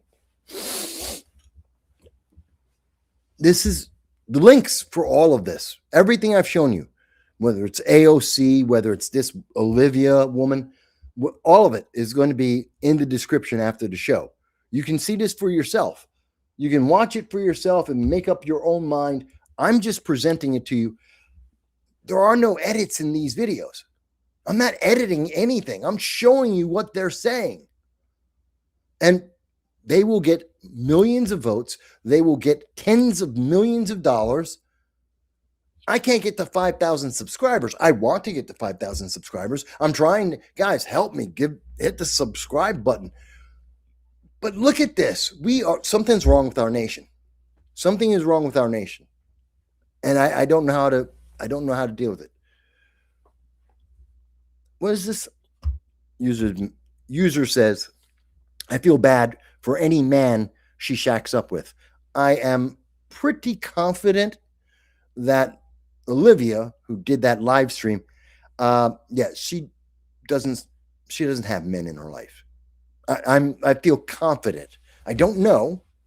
It's not an absolute fact, but the impression I get is no, she doesn't have men in her life. She might have some trans men in her life, although I don't think they would be sexually active with her. No. She's one of the infinity genders. Again, I am almost willing to guarantee that Olivia from that video there, she's a infinity gender person. Yeah. No men in her life. I'm pretty sure of it. All right. Hang on. I'm trying to figure out where. We're almost done with the show. I'm trying to decide, do I take a break or do I keep going? My dog's asleep. Let me keep going. I'll keep going. So, here we go.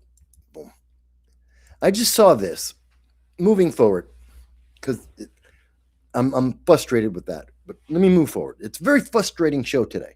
Very frustrating. AOC, the idiocy we saw with Olivia. Now there's this. This is, of course, talking about the not voter ID, the SAVE Act. So the SAVE Act, and here we have Democrats. This is from my good friend Andy Hoosier, who is syndicated national radio. And Andy Hoosier, who I've been interviewed by Andy. He's on Facebook, he's on YouTube, he's on a few of them. Internet, he's nationally syndicated, great guy, just won his election. Andy says, Democratic senator requires photo ID to enter campaign event while opposing voter ID for elections. You can't make this stuff up, folks. You cannot make this stuff up. This is all about the voter ID. Give you another one to take a look at. This is from Representative Michael Cloud. He is the 27th District of Texas. He confirms for us. Most people didn't know this. Honestly, I didn't know this. It's something that almost nobody knows unless you've actually been in Congress or you know a congressman. Here it is. When members of Congress, when they go in, how do they vote? They insert a photo ID and then they get to make a vote. Yes, no, present, and not voting. That's it. Those are your four choices. Yes, no, present, and not voting. And you can't make a vote for anything without your ID card, a photo government issued federal ID card. You don't just get to show up, sit down in the chair, and start taking votes. You don't get to do that. You have to prove who you are. You need ID. You need proof. Why can't we have proof? 83% of the country, whether you're talking about Democrats, whether you're talking about Republicans, whether you're talking about Hispanics, when you go by color, when you go by policy, it doesn't matter. 83% of every type of American you can think of for the last 5 years in a row at the least want photo IDs. Want photo IDs for people to be able to vote. And we know most people, 90 some odd percent of the nation has ID. And we were talking about it last week. I talked about it earlier this week. The fact is, it's not just a passport. You can have state issued ID, photo ID, that's acceptable. Military active duty ID, that's acceptable. Yes, the passport is acceptable. There's 5 different levels of types of ID that you can present that every American can have. And according to the left, according to the Brennan Center, that's where Chuck Schumer got his data from. That's where the left is getting their data, their numbers from, is from the Brennan Center, which is a leftist think tank. Only 1.5% of Americans can't get the information, any of the IDs they need. But every single member of Congress needs this. If voting, we know voting is important. It is a right, and it is important.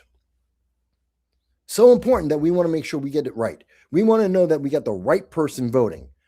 That's why our members of Congress must have their ID to make sure they get it right, so that there is accountability, so that we know that there's honest tallies on each and every single bill. It goes on. The same Representative Michael Cloud from Texas says that 213 Democrats use their ID, their photo ID, to vote no against you, being protected, that our laws are protected from illegal voters. And I know I keep hearing these people that go, but Mike, there aren't that many illegal aliens voting. How do you know? How do you know? Because you were told by politicians who benefit from illegal votes, in New York State, they won't do an audit. Their only answer is, trust me. I don't trust them, but they still won't do an audit. And then you're going to say, but Mike, there's no illegal alien. How do you know? How do you know there's no illegal aliens? Illegal aliens go in Washington State, in California, in New York, in New Jersey. They go in and they can get an ID card to drive a car. In each and every one of those states, you get automatically registered to vote if you have a driver's license. We know Washington State, 300 individuals that we were told publicly. Initially, the initial finding was that there were over 300 illegal aliens that were registered to vote because they went in to get the illegal alien went and got a driver's license. We know that right now. What's her name?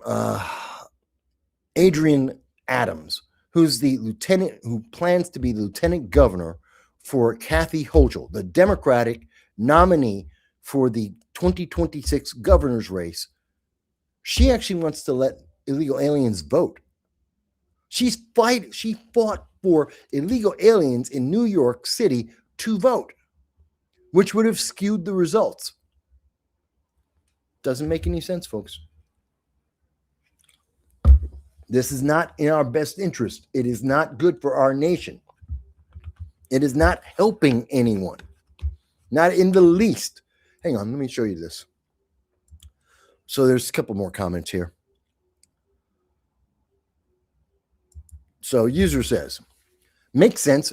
Doesn't matter who anyone votes for. If the people counting them, what it matters is who's counting the votes. I get that. That's true. Also, if you can't get an ID, maybe you aren't smart enough to vote. Well, that's a tricky one. I get it. There are reasons why people can't get ID. At one point in my life, as people know, I've been homeless. I've been very upfront about that. And when I was homeless, I didn't have an ID. Part of that is because somewhere along the way in the process, I lost my ID. And I didn't have an actual address to get the new ID. I didn't have the money to get a new ID. I was living on the streets. So I couldn't get an ID at that moment. But then as I got back to, I was able to get a job, I was able to get a place to stay, I got an ID. Didn't take long. I think it was 2 or 3 paychecks in and I got ID. In fact, I had to have ID for the job that I was working at, which helped me to get more ID to get back into the system. So, I mean, I wouldn't say that people aren't smart enough all the time. I think that sometimes it's just the circumstances.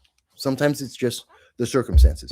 But again, we're only talking about 1.5% of the population. 98% of the population who want to vote can. That's it. The problem we have in America isn't that people can't vote. It's that people don't want to vote. Our system's so screwed up, people are apathetic about voting because things don't change. And when they do change, it's usually not for the better. That's the problem. The problem isn't, can you get an ID? And again, that's not even a good answer because 83% of this country said, have said for 5 years in a row, have said overwhelmingly, they say, I want to have photo ID. So even if people know, even if they can't figure out where their ID is, they still want photo ID. Even people who say, I don't have an ID, still want photo ID. Black people, Hispanic people, all of them. So it doesn't matter. It doesn't even matter if you can't get an ID. The answer is overwhelmingly America wants it, even if they can't do it. Yeah. All right, folks. So let me do this. We've hit the 2-hour mark. We're almost halfway done with the show, believe it or not. My dog just woke up, so I'm going to take him on a break real quick. And then we're going to come back. Hang on. Where is it? Oh, here it is. Bear with me. Oh, we got a comment here. Space Jason. Hey, Space Jason. Good to see you again. It says, I wish Republicans would show these types of videos in congressional hearings like the Democrats do. There are hundreds, and I'm sure most of the public never, hundreds of them, and I hope the public never sees them, which is why polling is slipping on ice. No, we do. We do show them. Republicans do show it to them. The news media doesn't cover that. The news media doesn't care. And the news media, for every one thing that a Republican would show as evidence, they will give 3 times as much coverage to a Democrat, or they'll just ignore that Republicans actually show it. So it's not entirely the Republicans' fault. More of them could do this, like I've been doing, but the bigger problem is they're discounted and they are discredited by the news media, because the news media have a bias. They have a absolute preference. They want Democrats to win. So they're actually fighting for the Democrats and they're trying to hurt the Republicans. That's just a fact. All right. So let's go with an oldie but a goodie. Yeah. We have an old but good video here that I'm going to put up for you. So I'm going to go walk my dog. This is pretty short. This is only a short video, 45 minutes. Yeah, that should be about right. So let's say about 5:15. I will be back on with you guys at 5:15. This is a video from January 2021, January 28th, 2021, talking about gun control. I think that's appropriate because we had what happened in Canada. I'll talk about that in a minute. And how gun control doesn't work. It's not meant to help you. All right, folks, I will be back at 5:15 in just a few moments. Thank you for joining us. This is No Soundbites Allowed, and I am your host, Michael Voss, Dragon of the Southern Tier. I am happy to be here with you today. In fact, I was just about to relax for the day and finish up when I saw an announcement that came through. I've been looking forward to this. It is very exciting in the most negative of ways. We have finally gotten the text on HR 127. It is finally available to us, and I'm really, really upset. And you're not going to be happy to know about this, because Representative Sheila Jackson Lee has finally shown her hand that she wants to deny Americans the ability to defend their families and to defend themselves against those who would be the criminal and the criminally insane that would harm American citizens. Now, before we get into that, if you haven't been to the channel before, we do long-form political commentary, and we've been doing so for 15 years. And every Sunday at 2:30 p.m. Eastern Standard Time, we do a live stream with you. We speak to you on YouTube, Twitter, and Facebook, even taking your calls as you send us your texts telling us what you think about the issues of the day and any solutions that may exist. Because we believe in free speech. And so we hope that you will join us every Sunday at 2:30 p.m. Eastern Standard Time to talk about everything. Now, let's get to HR 127. As I mentioned, HR 27 was a bill that was submitted by Representative Sheila Jackson Lee on January 4th. At the time, nothing was written about this other than the title of the bill. We waited 24 days. 24 days, it's an insane amount of time to receive the actual text of the bill, to understand exactly how much Representative Sheila Jackson Lee does not understand the Second Amendment and does not believe in the rights of the American citizens to protect themselves and their families. These are strong statements, and I will back them up by showing you exactly what she wrote. Now, we know that this is not something new. Representative Sheila Jackson Lee has had a history, and we've covered her for a while on this program, but she's falling in line with, of course, none other than Joe Biden, who, even before the election, had announced his plan to end gun violence in America, and his plan did not affect criminals or the criminally insane. Rather, he targeted regular American citizens and denied them their rights, like with the red flag laws, which we have gone over several times to show are being used in 17 states, including New York State, where I am, to separate families from their children, to deny people their Second Amendment, Fourth Amendment, and Fifth Amendment rights because of a mere accusation. No crimes, just punishment. This is a problem, and Joe Biden supports it.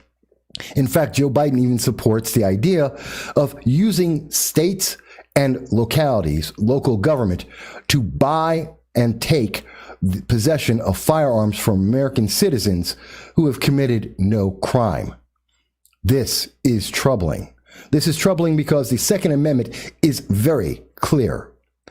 A well-regulated militia being necessary to secure to the security of a free state, the right of the people to keep and bear arms shall not be infringed.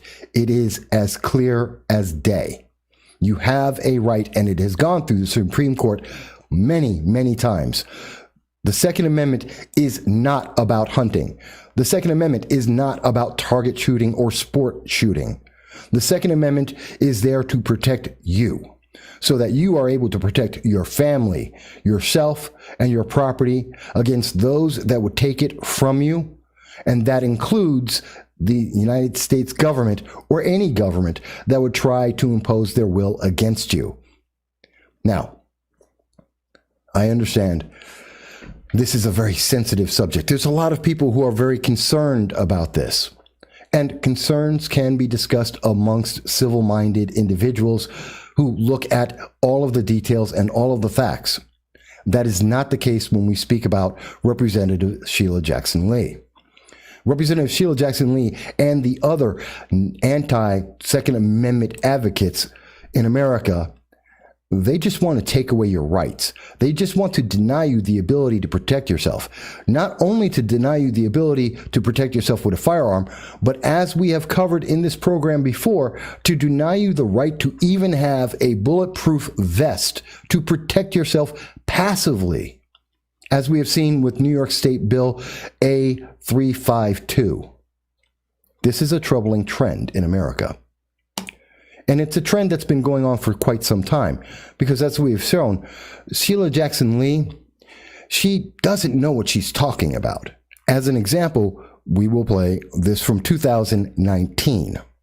My bill that I've introduced dealing with the caliber weapon, I've held an AR-15 in my hand. I wish I had it. It is as heavy as 10 boxes that you might be moving. And the bullet that is utilized, a 50 caliber, these kinds of bullets, need to be licensed and do not need to be on the street. That's right. Representative Sheila Jackson Lee, a representative in Congress who is writing laws to deny American citizens their rights, has no idea what she's talking about. She said she held an AR-15. I don't believe that's true, because as a member of the United States Marine Corps, I am very aware of the exact weight of an AR-15. It doesn't even weigh 10 pounds, fully loaded. And she's talking about it weighing 10, the same as 10 packing boxes. Representative Lee, what are you packing? And she's saying that it fires a 50 caliber round. That's not an AR-15. I don't know what you're talking about. And most importantly, Representative Jackson Lee, you don't know what you're talking about, as has been stated by every credible authority on firearms in the world. In fact, we know that many women regularly use firearms in all of America and around the world. They do this as a hobby for many of them, some of them because they were in the military, many because they're hunting. Many of them are moms, they're instructors. And in fact, some of them are 9-year-old girls, like in this case. But sometimes there's a rival that makes him dig just a little bit deeper. And for Coach Clint Upchurch, one of the most dominant three-gun shooters alive and about to leave for the Washington, D.C. area for his season-ending three-gun championship, that nemesis is a 9-year-old girl, his daughter, Anna. That's right. Who is one of the strongest competitors to a champion marksman, a 3-firearm champion? His daughter, who happened to be 9 years old, and that was in 2012. And Representative Sheila Jackson Lee wants us to believe that the firearms we're talking about are too much. Too much for that 9-year-old, too much for us. This is a misrepresentation, a gross misrepresentation, and because it is such a gross misrepresentation, we have nothing to believe other than it is a lie. Not a misunderstanding, not a misstatement of fact. This is a direct lie, because none of it is true. But why would Representative Sheila Jackson Lee go that far? Why would she want to deny men and women, families, the ability to protect themselves? And when I'm talking about protecting themselves, I mean just like this woman, a woman who was raped as a Temple student and is an advocate for the Second Amendment. Who is she? She's Savannah Lindquist. And her story, as we can see, is that a man that she thought was her friend, raped her. And as he did so, she thought that the handgun her grandfather had bought for her 10th birthday, the handgun that was sitting in her house in Virginia, 300 miles away from her, instead of on her hip or at her bedside. The handgun Lindquist believes could have saved her life. That night in 2016 became the dynamite that blasted away Lindquist's life path, derailing her dream of being her family's first college graduate. In an instant, her views on gun rights morphed from theoretical to rooted in traumatic personal experience. If carrying firearms on campus were legal, she believes her Kel-Tec gun would have been in her apartment and she would not have been raped. I want to ask Representative Sheila Jackson Lee, what are you saying to Ms. Lindquist? What are you saying to the women who defend themselves with firearms against rapists, muggers, deranged individuals? What are you saying to fathers of children who are trying to save their families? Not long ago, there was a story in Florida of a pregnant woman, 9 months pregnant in Florida, that protected her family with an AR-15 from 2 assailants that were trying to kill them. But let's go further, because it is shocking and amazing to hear representatives say they want to destroy the Second Amendment. And please don't think that I'm exaggerating this. I'm going to show you what I mean. This is Bill H.R. 127. It has been renamed to the Sabika Sake Firearm Licensing and Registration Act. It was formerly called the Licensing of Firearms and Ammunition Possession and the Registration of Firearms, and to prohibit possession of certain munitions. Yes, that was a mouthful. So, like many of the members of Congress, Representative Sheila Jackson Lee decided to rename it, to name it after a woman, to then make it more attractive and appealing, and to hide the negative impact of this law on women, on children, families, and men across this nation.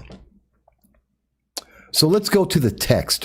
What does Bill H.R. 127, the Sabika Sikh Firearm Licensing and Registration Act, actually say? And I'm going to read this with you now that it has finally, 24 days later, been revealed to the American public. Licensing of firearms and ammunition possession, registration of firearms. The Attorney General, through the Bureau of Alcohol, Tobacco, and Firearms and Explosives, often called the ATF, shall establish a system for licensing the possession of firearms or ammunition in the United States, and for the registration with the Bureau of each firearm present in the United States. Let me pause there. She has required that you will need a license for every firearm in the United States, and that you would need a license for ammunition for that firearm in the United States. This is insane. And I don't mean it's kind of sort of insane. This is absolutely insane. As we go over, and you can look at this article from the Brookings Institute, and all of the links for everything that I am describing will be in the YouTube description, so that you can see this at your leisure in full. But speaking about gun sales and unintended consequences, there are more guns than people in the United States. 400 million are in circulation. 400 million guns are in circulation for a population of 330 million people. In just the first 6 months of 2020, approximately 19 million firearms have been sold, representing more than one firearm for every 20 Americans. In fact, it's estimated that there could be as many as 165 million Americans that own a firearm, roughly 1 in 2 Americans, and each of those Americans own, on average, approximately 2 to 2.5 firearms. We know that at the end of the year, an additional 5 million Americans bought firearms, and that was after Joe Biden became elected, because the fear is real, because of bills like H.R. 127. And again, just in this first paragraph, let's have a clear understanding of what we're talking about, because we would have to register 400 million firearms. This is from a government that can't count mail-in ballots. This is from a government that took 24 days to print a text. 24 days. And they're looking to have a list, 400 million guns, a database that large, held in the government where? Accessible to who? For what reason? But I want to look at something entirely different, because we know that in any given year, there are roughly, according to the CDC, there are roughly 14,414 homicides by firearms in the United States each year, on average. Now, that's out of a population of 330 million people. But instead, we want to do simple math. This, out of the 19 million new firearm owners in the United States in 2020 alone, the total number of firearm homicides amount to 0.0% of the population. Let me say that again.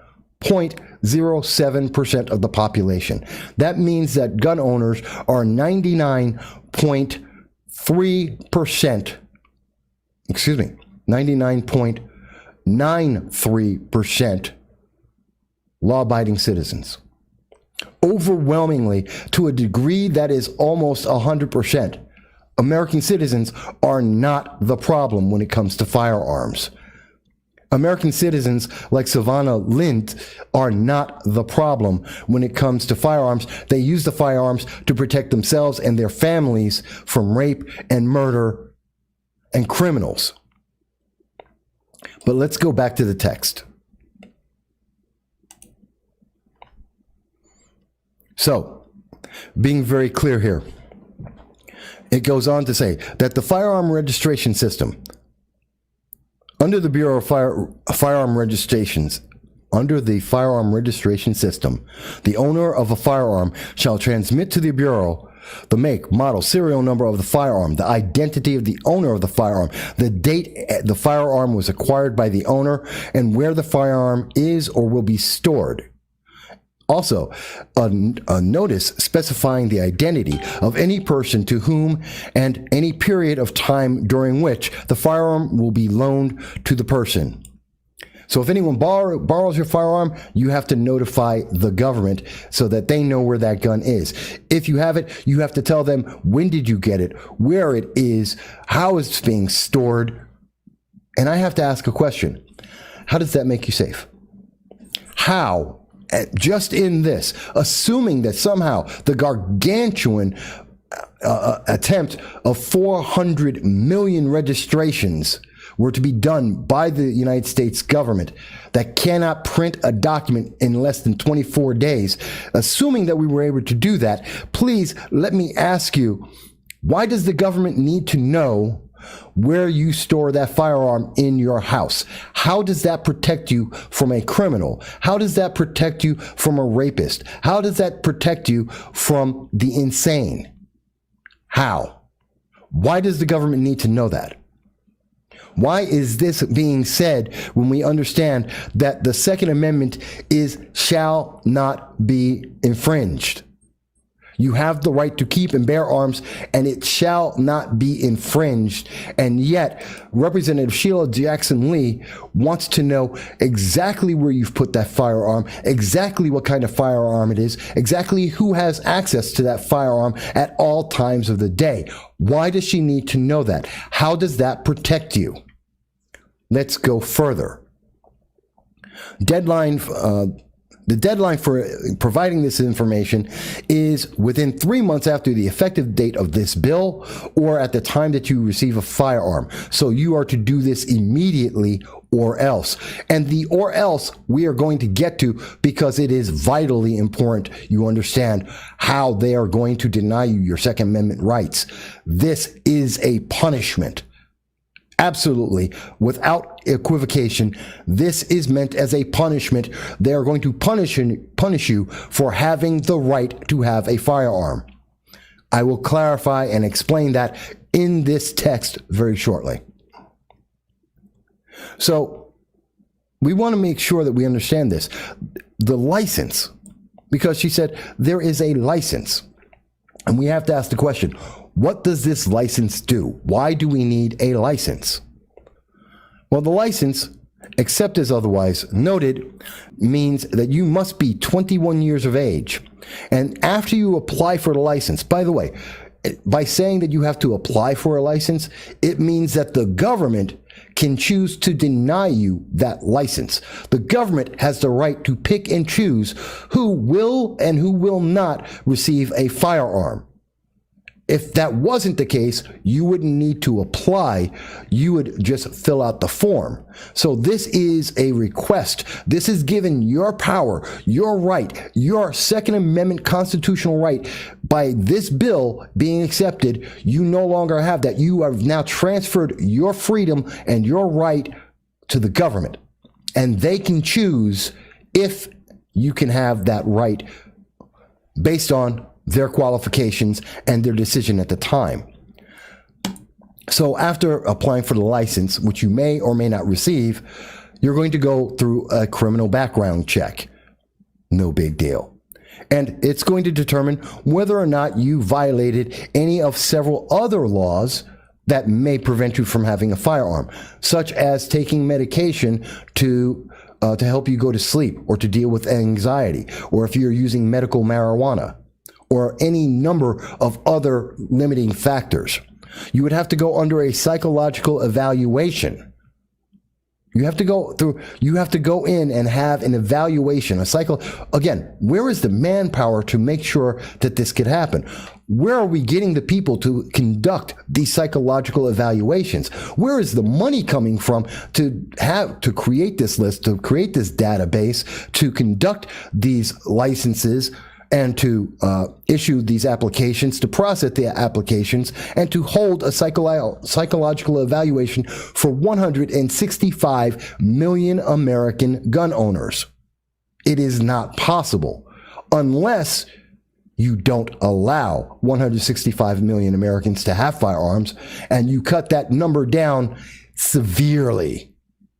Then it would be manageable. The third point of getting the license, which you may be denied for, is having a training course. Now, this is the one point that I will stand by, not as a requirement of the government, but I believe for any firearm owner, you should.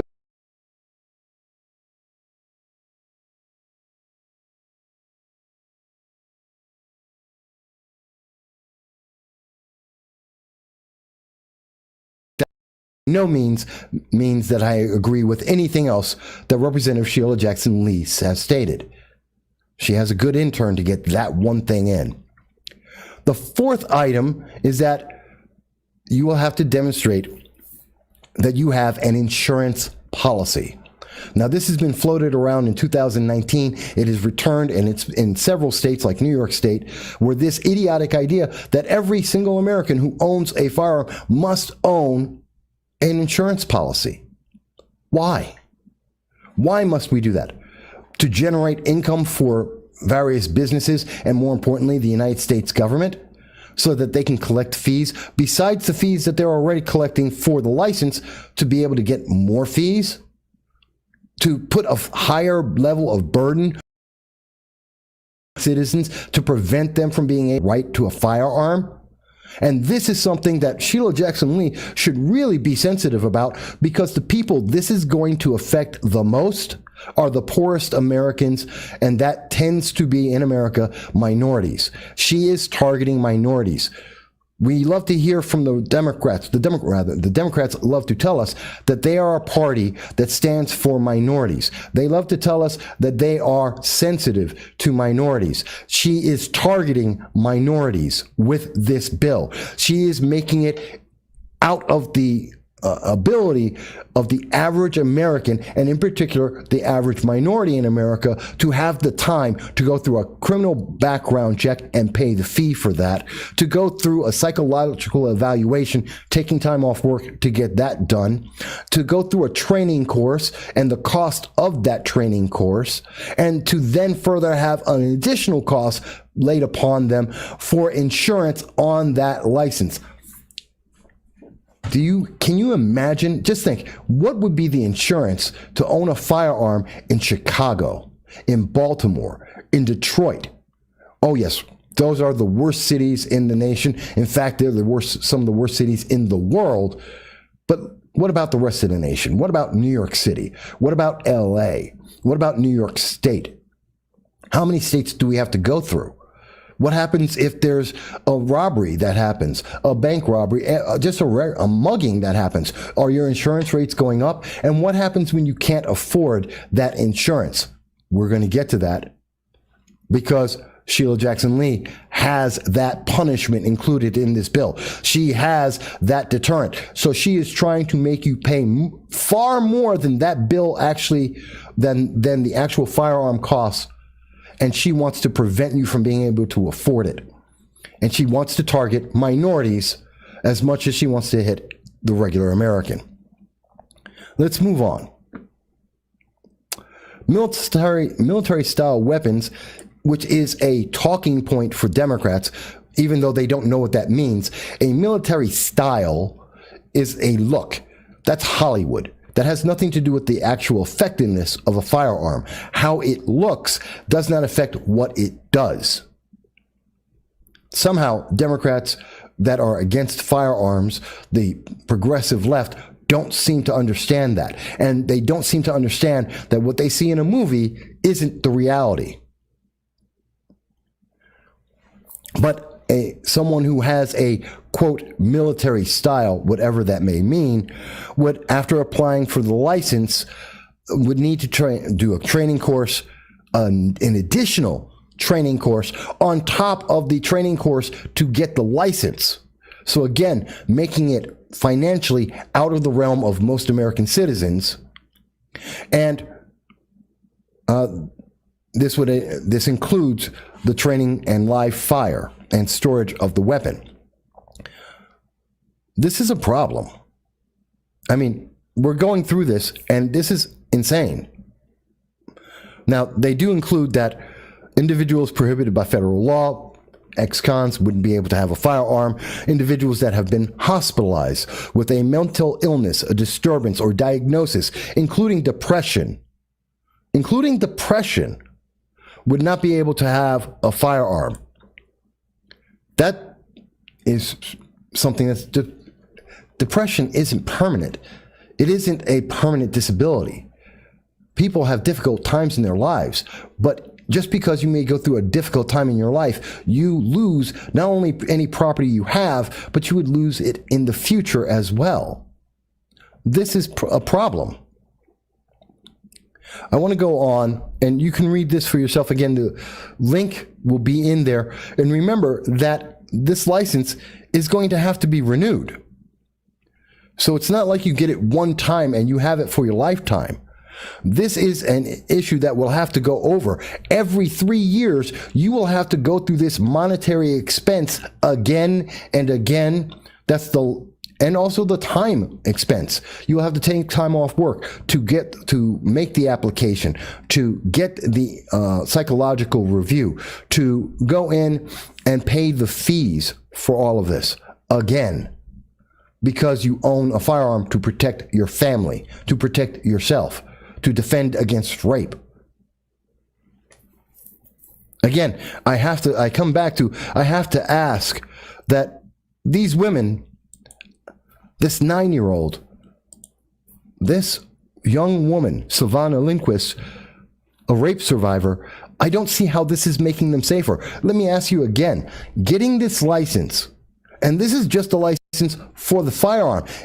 We haven't even addressed the license for the firearm for ammunition, which is a separate process. Again, adding to the cost to make it financially out of the realm of the average American citizen so that they are denied the ability to have a firearm.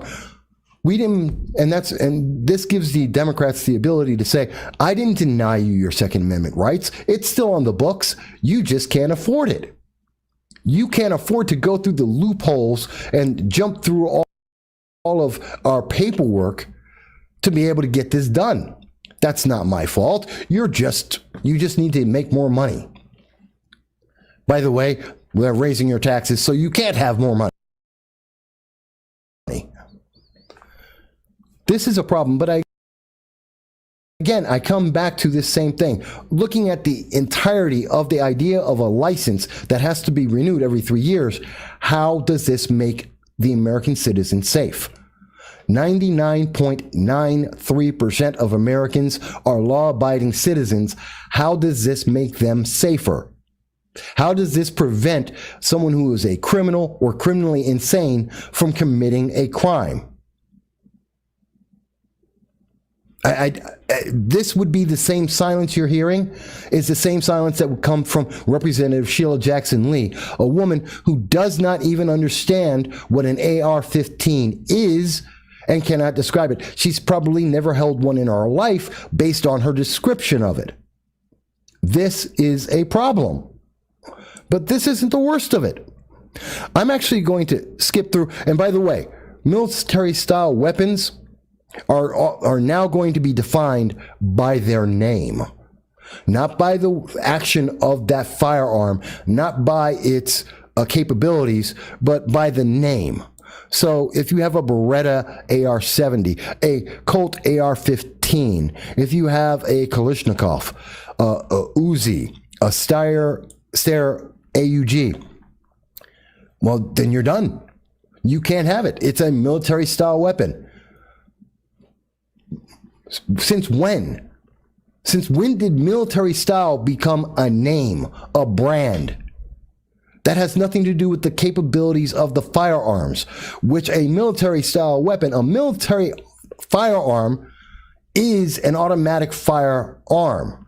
Automatic, not semi-automatic, automatic, which these firearms are not. But let's go further. And I'm going to skip through the rest of it. Even though there's a lot of problems in this bill, a lot of issues, and repeated levels of steps that require people to spend more and more money and giving the government more and more opportunities to say, no, you can't have that. and denying people their rights as defined by the Second Amendment. But the thing that gets me is I want to get into the penalties. And in the penalty section, we see here that whoever knowingly violates shall be fined not less than $75,000 and not more than $150,000, imprisoned not less than 15 years and no more than 25 years.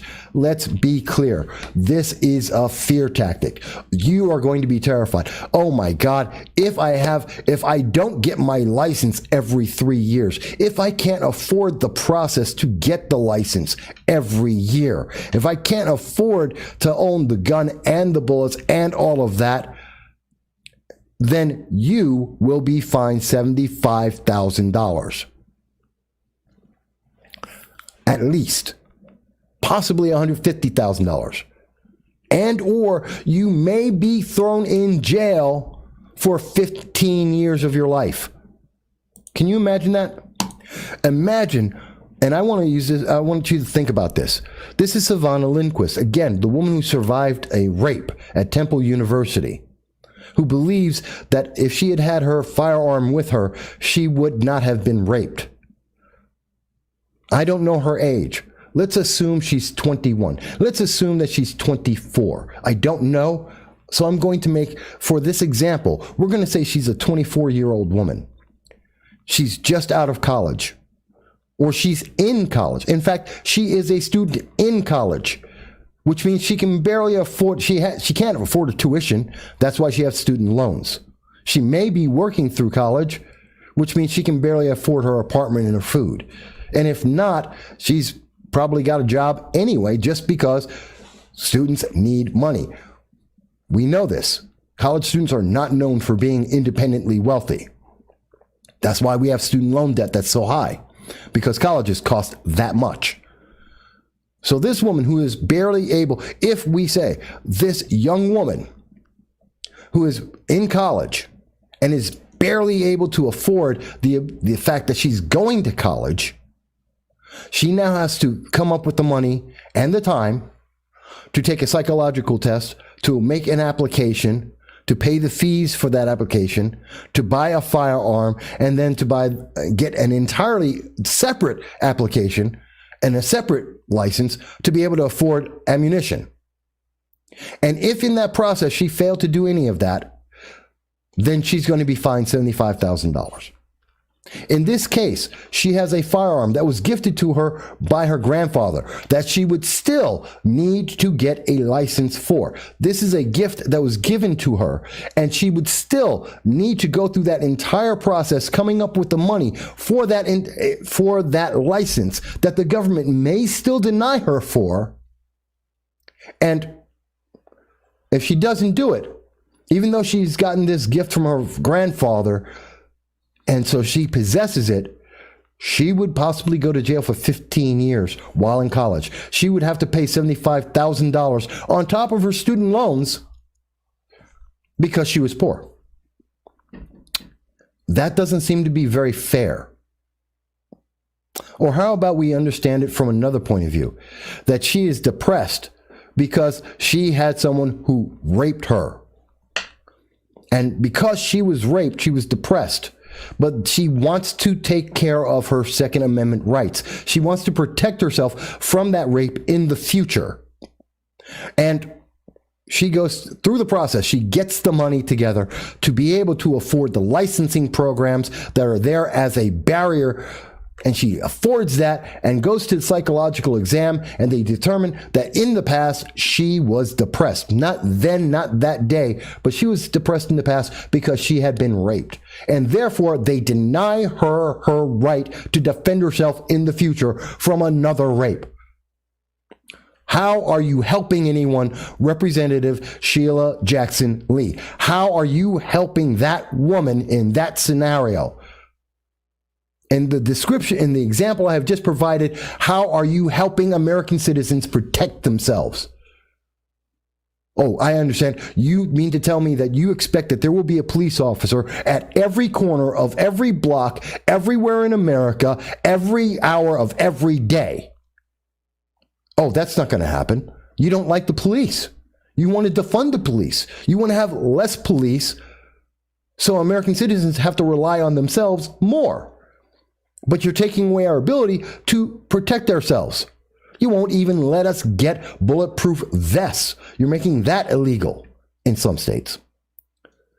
So I don't understand this. How is the American public made better off? And I ask you again, even with the fine, how is this affecting criminals? Where are the criminals being stopped by this? Do you think a criminal who is using a firearm and is willing to kill a human being is going to worry about the fact that they have to pay a fine of $75,000? They're not going to pay the fine. They're a criminal because they're trying to get $75,000. So they'll go to jail. They were going to go to jail anyway. They were willing to commit murder and go to jail anyway. The little kids in the gang banging crap that they do, they're not worried about fines. They're not worried about going to jail for murder. So do you think a fine of $75,000 or 15 years is going to stop them somewhere? That this is going to prevent them? The laws we have right now don't do it. Why is this additional law going to do it? There is some really... It's really frustrating to me that somehow we see a lot of these Democrats, these progressive in Congress and in leadership, they seem to think that if we just make another law, that suddenly the criminals and the deranged are suddenly going to realize, oh my God, they wrote another law doing the same thing that the other laws did, and now I have to listen. You just have to write enough laws. If you write the laws enough times, taking away people's rights every single time, eventually there's going to be a law that this criminal is going to look at and go, oh my God, now I see the light of day. I'm no longer going to break the law. No, they're not. That isn't what happens. That's not a reality. That isn't even a pipe dream. That's a delusion. But again, I come back to this bill, H.R. 127. What have I described to you? Reading the bill itself that tells you that a criminal will not go forward and commit a crime with a firearm, that a deranged individual will not go out and kill someone, that a terrorist, whether it's domestic or foreign, will come to America and kill American citizens. Please tell me how this stops any of them. How? The overwhelming number of all the crimes that have happened in America with a firearm are, the best estimate I have seen that I can recall is about 95% of all firearms that are used and committed in crimes are not legally owned. Stolen from someone, bought by black markets. They're not legal firearms. And so this doesn't even apply to any of those individuals. It only applies to the 99.93% of American citizens who are law-abiding.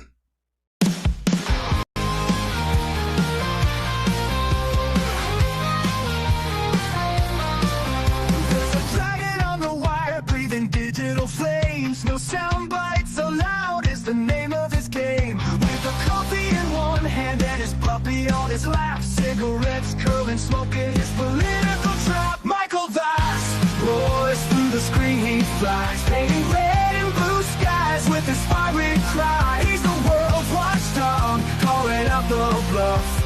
Right-wing swagger, but his heart's pretty tough.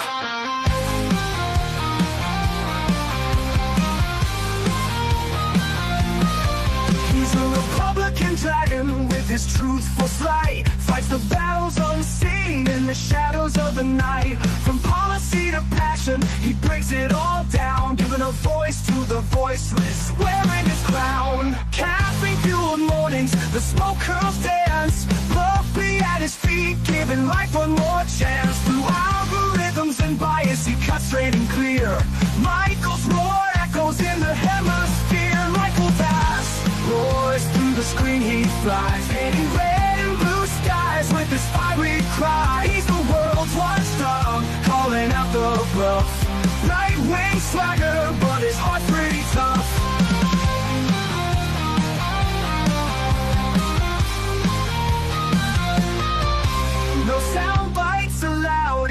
ultimate creed. A dragon's perspective where facts are the seed. Standing tall on his battlefield of thoughts, guarding the truth that others forgot.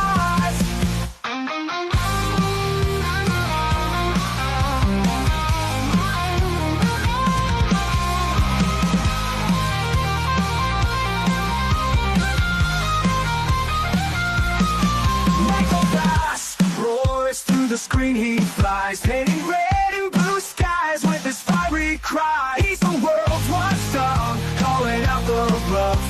Right-wing swagger, but his heart's pretty tough. Hello, everyone, and thank you for joining us. It's No Soundbites Allowed. I am your host, Michael Voss, the Political Dragon, here in the Bronx, New York, on February 15th, and we've been having a pretty good conversation. Now, that was a video from 2021. You know what's kind of interesting about that? You need ID. That's right. Not only do you need ID in the first place to get the firearms license, but also to be able to maintain your firearm license, you need ID. So Democrats know that IDs are important, that they're valuable, that they're essential. And you need that ID to be able to apply for a firearm license and to be able to maintain the license once you get it. That's what they were asking for in HR 127 back in 2021. Here it is 2025, and they say, no, you don't need ID.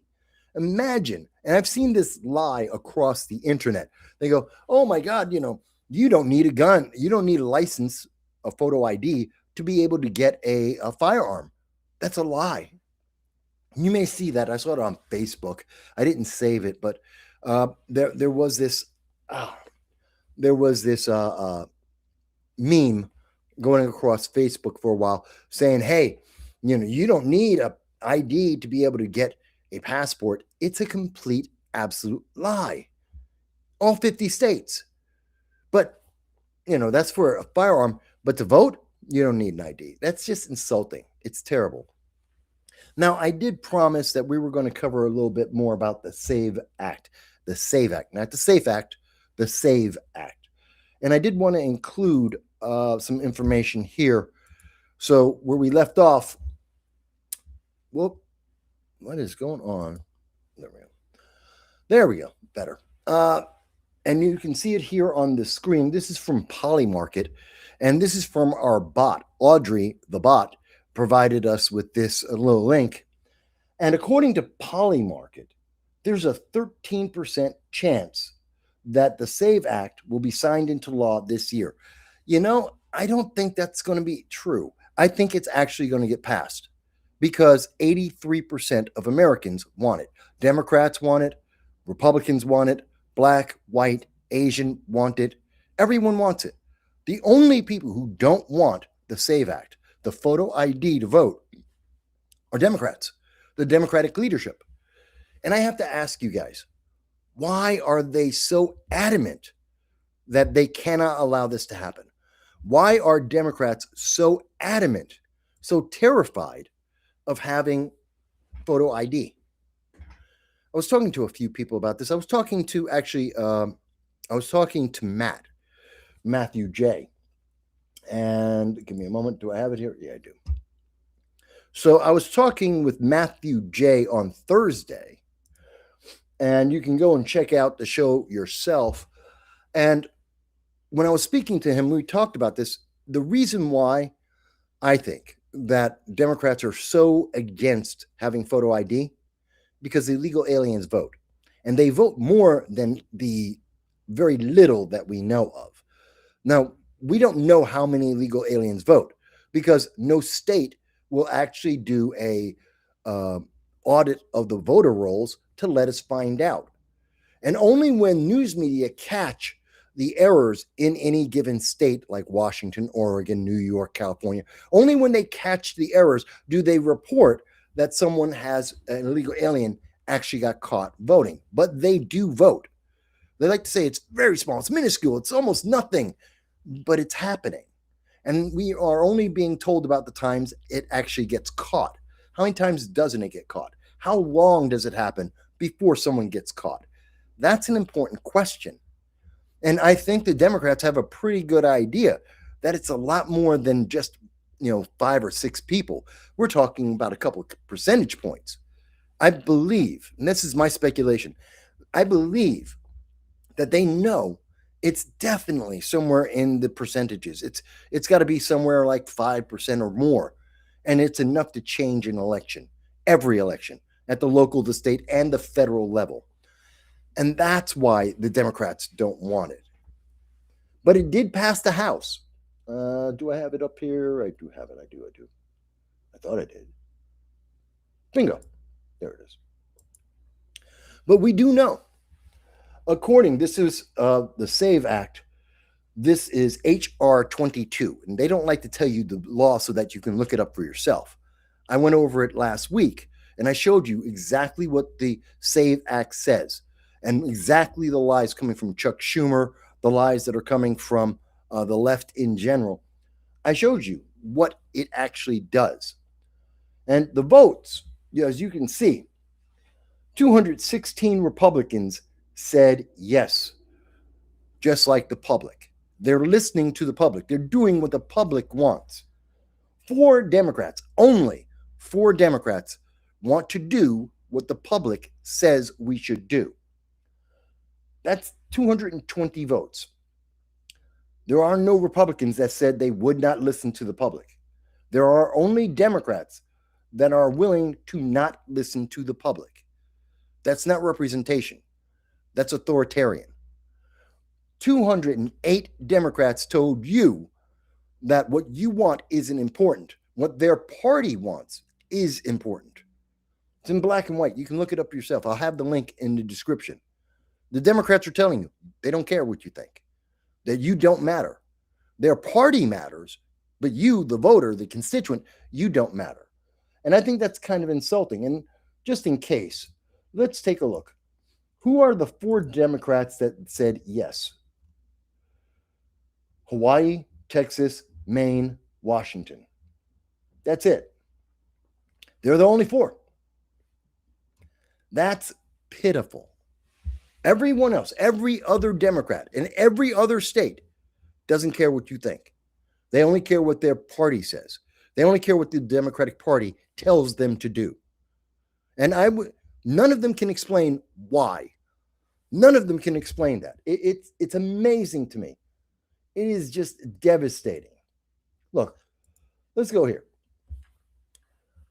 Senator John Fetterman had to come out with a statement.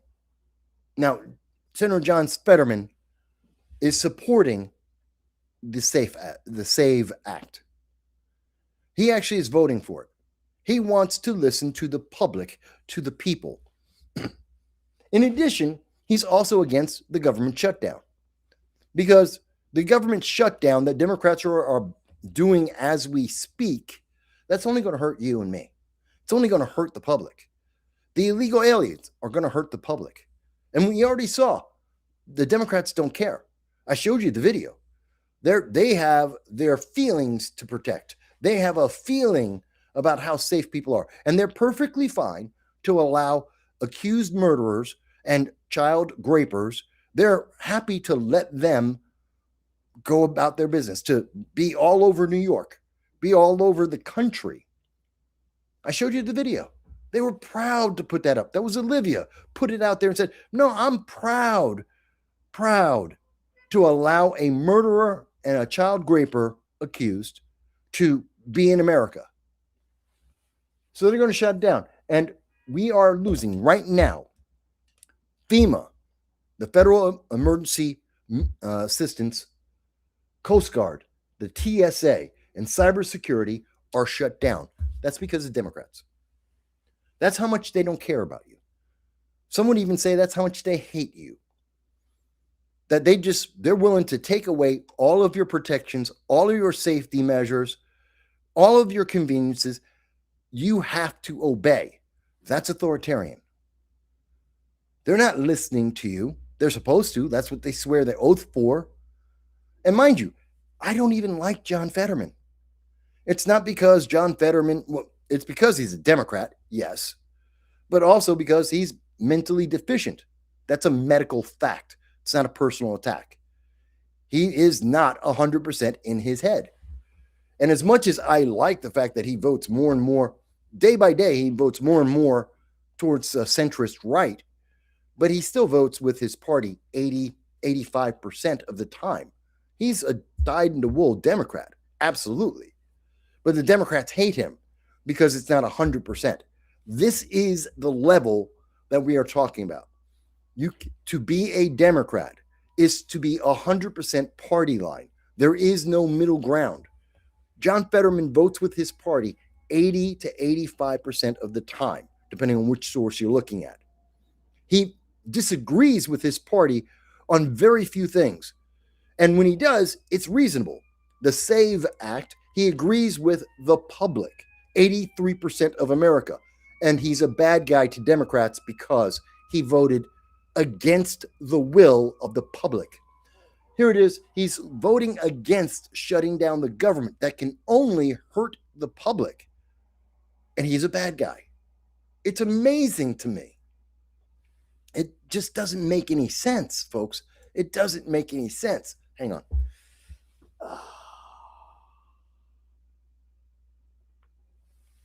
My nerve is going crazy here. Okay. Sorry.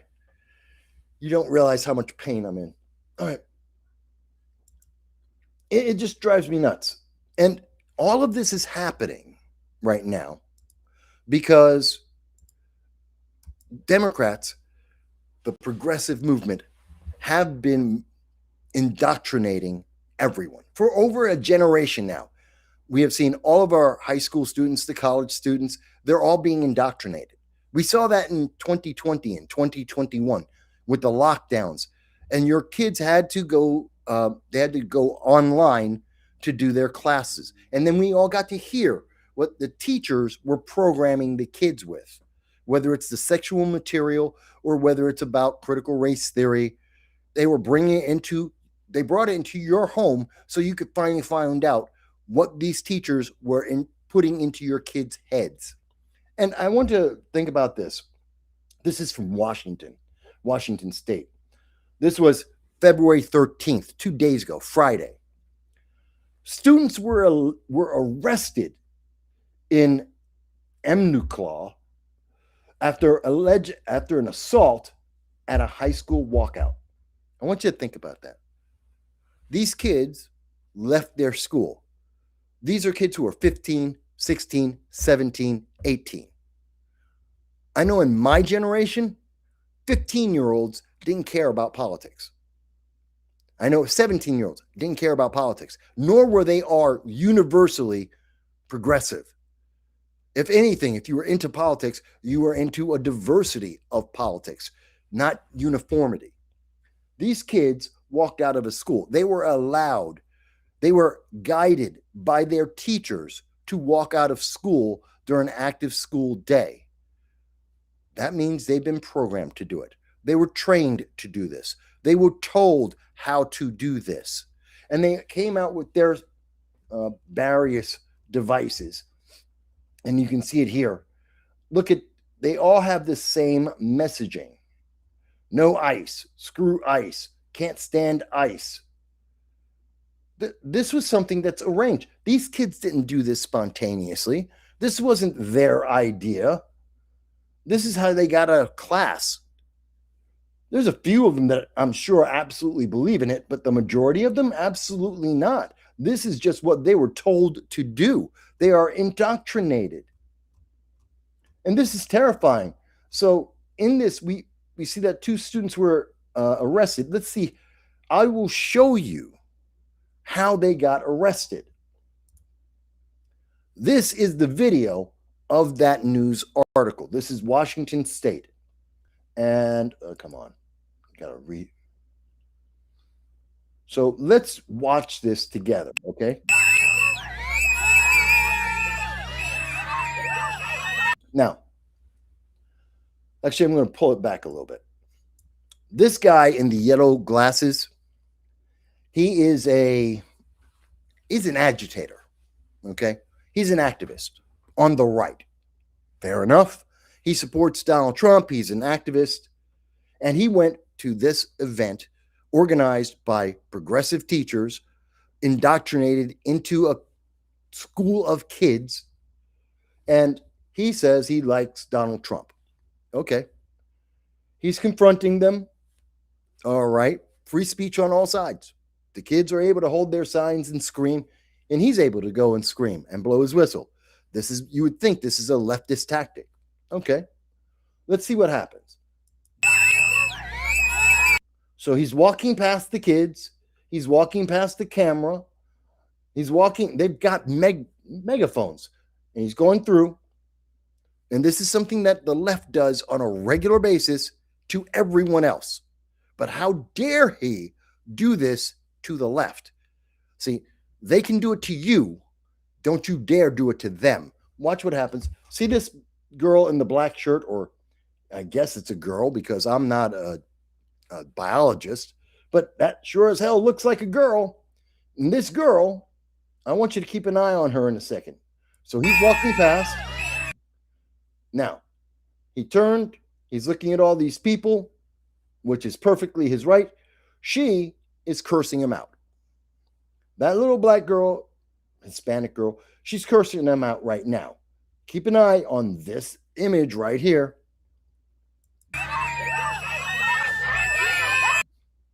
So you see her. She winds up. She's like, I'm going to hit you. I'm going to hit you. I'm going to hit you.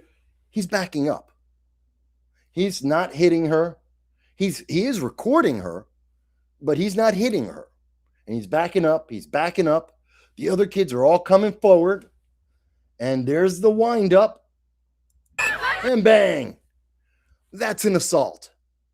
She assaulted him because she didn't like that he wouldn't agree with her. She didn't like that he had different things to say. This is the progressive ideology. This is the message that we heard 5 years ago. In 2016, we were arguing about this, that the left will tell you it's a microaggression. If someone says anything that you don't like, that is a microaggression. Microaggressions are violence. And therefore, you can use violence against that person. This is progressive ideology in action. This has been taught to our high school kids. This is how far the indoctrination has gone. Now, you may not like that this guy in the yellow glasses, that he supports Donald Trump. Okay. You may not like that he was confronting these students who are doing a protest promoted by their teachers. You may not like that. You may not like that the kid with the yellow glasses, well, he likes Donald Trump. You don't have to like any of that. That doesn't give that little girl the right to hit him. She does not have a right. But she did decide to hit him. And let's see what else happens. Now, friends try and pull him back. This girl's like, oh my God, she hit him. She was violent. You got another one like looking, going, I'm not sure what to think about this. Her friend's like, no, get out of here. Get out of here. You just committed a crime. You got to go. Let's see what happens. See, she's back here. She's right behind this sign. Her friend's still saying, get out of here. You just committed a crime. That's an assault. The other kids are still moving forward. The guy's on the ground. And here she comes. Round two. Oh, yeah. She's not done.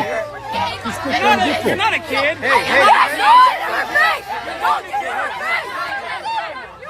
Look at her. She's trying to find a way to attack him.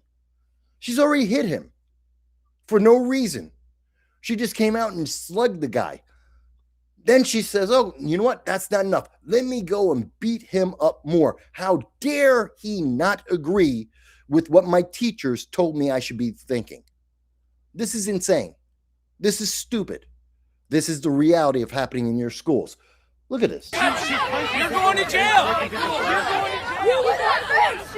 Here she is. See, now let me pull that back a little bit.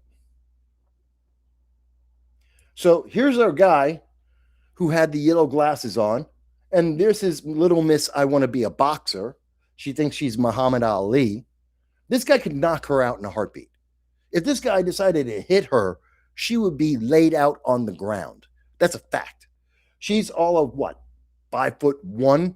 She weighs maybe 100, 110 pounds. This guy, apparently from the angle, looking at the video from this angle, he's got to be about 5'10", 5'11". He weighs on average, he'd be about 150, 160 pounds. He's got this girl by about 60 pounds. He's got her by about, I don't know, half a foot at least. He could knock her the hell out if he wanted to. But he's like, no, I'm not going to put my hands on you. You're going to jail. He's going to follow the law. And she's like, oh, yeah, you're going to call a cop on me? You're going to call a cop? Then I'm going to be violent. And let's see. And she went right back in, circled around, and came back to attack him one more time. Hey, you're going to jail. Now, again, he's only saying going to jail. Here's the friend who's like, get out of here because you're going to get arrested. And the other kids are watching. You're going to jail. She's up.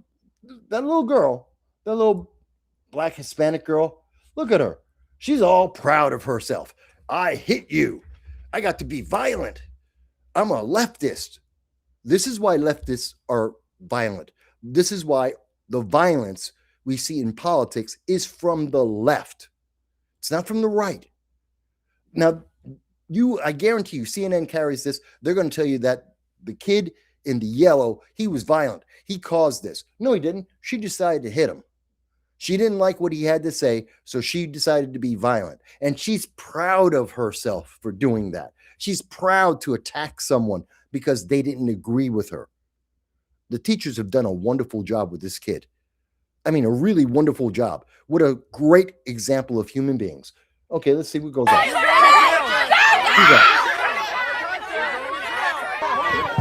And here's the second person.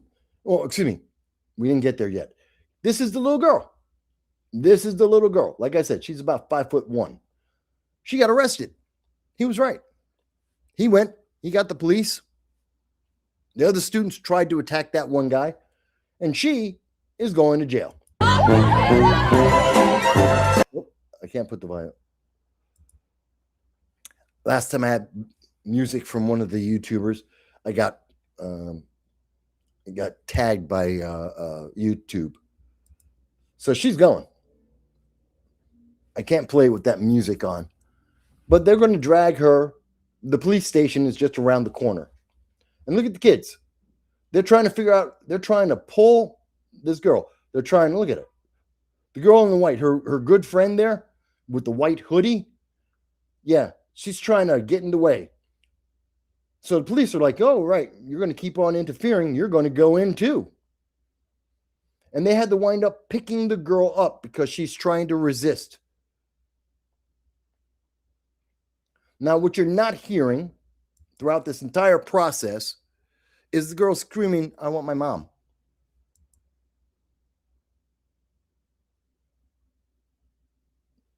Look at this. They're trying to pick a fight with the cops. By the way, second girl that was arrested at this scene, that's her. Listen, I'm going to try and see if I can get the audio without getting hit. So, look at this girl. You're going to hear her scream. She's going to scream for her mom. Mom! Nope, wait a minute. No, I can't get it. So you will hear she's screaming for her mom right here. I want my mommy. I want my mom. This is what the left is proud of. This is what the left is doing with your kids every day that they go to school. This is how they're indoctrinating them. They're teaching them to hate ICE and law enforcement, to be good slaves to the democratic progressive movement. When the kids break the law, when they assault people, when they attack someone for daring to have a different opinion, then guess what? Then they're like, oh my God, I'm a victim. I'm a victim. Where's my mom? You can't arrest me, even though I was assaulting someone just because they didn't agree with me. Oh, isn't that so nice? I tell you, it's insane. And again, this is the video that goes with this article. And when you go through this, Where is it? Vast majority. I love this. So this is from the Washington Kent Reporter. And I love this line. The vast majority of the event was peaceful. Mostly peaceful. How many times did the left always like to say that? It was mostly peaceful event. It was energetic, with the students shouting, no justice, no peace. Who says that? We know this line, no justice, no peace. That's BLM. That's Antifa. That's their slogan. These kids were indoctrinated with Antifa and BLM. No justice, no peace. And they're mostly peaceful, which means somewhat violent protest. It would actually be a riot because there was violence there. So it's not even a protest. That was a riot just by juveniles. Oh, but listen how the Kent Reporter, this is Ray Miller Still, hyphen name, gotta love that. Yeah, he's like, oh no, it was mostly peaceful. And they're just, they were just shouting, no justice, no peace. What does that mean? Violence, that's what that means. This is the violence of the left. This is why the left is more violent all the time, every time. Because they have taught them no justice, no peace. No peace means no pacifism. That means violence. If you're not peaceful, then you're violent. They're looking to be violent. They're telling you that they have been taught to be violent. Justice is only social justice. It's what they feel justice is.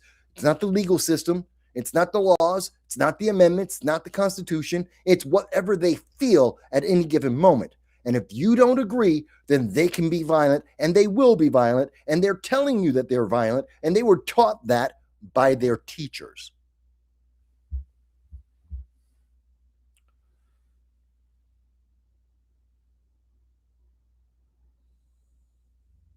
Let's see here.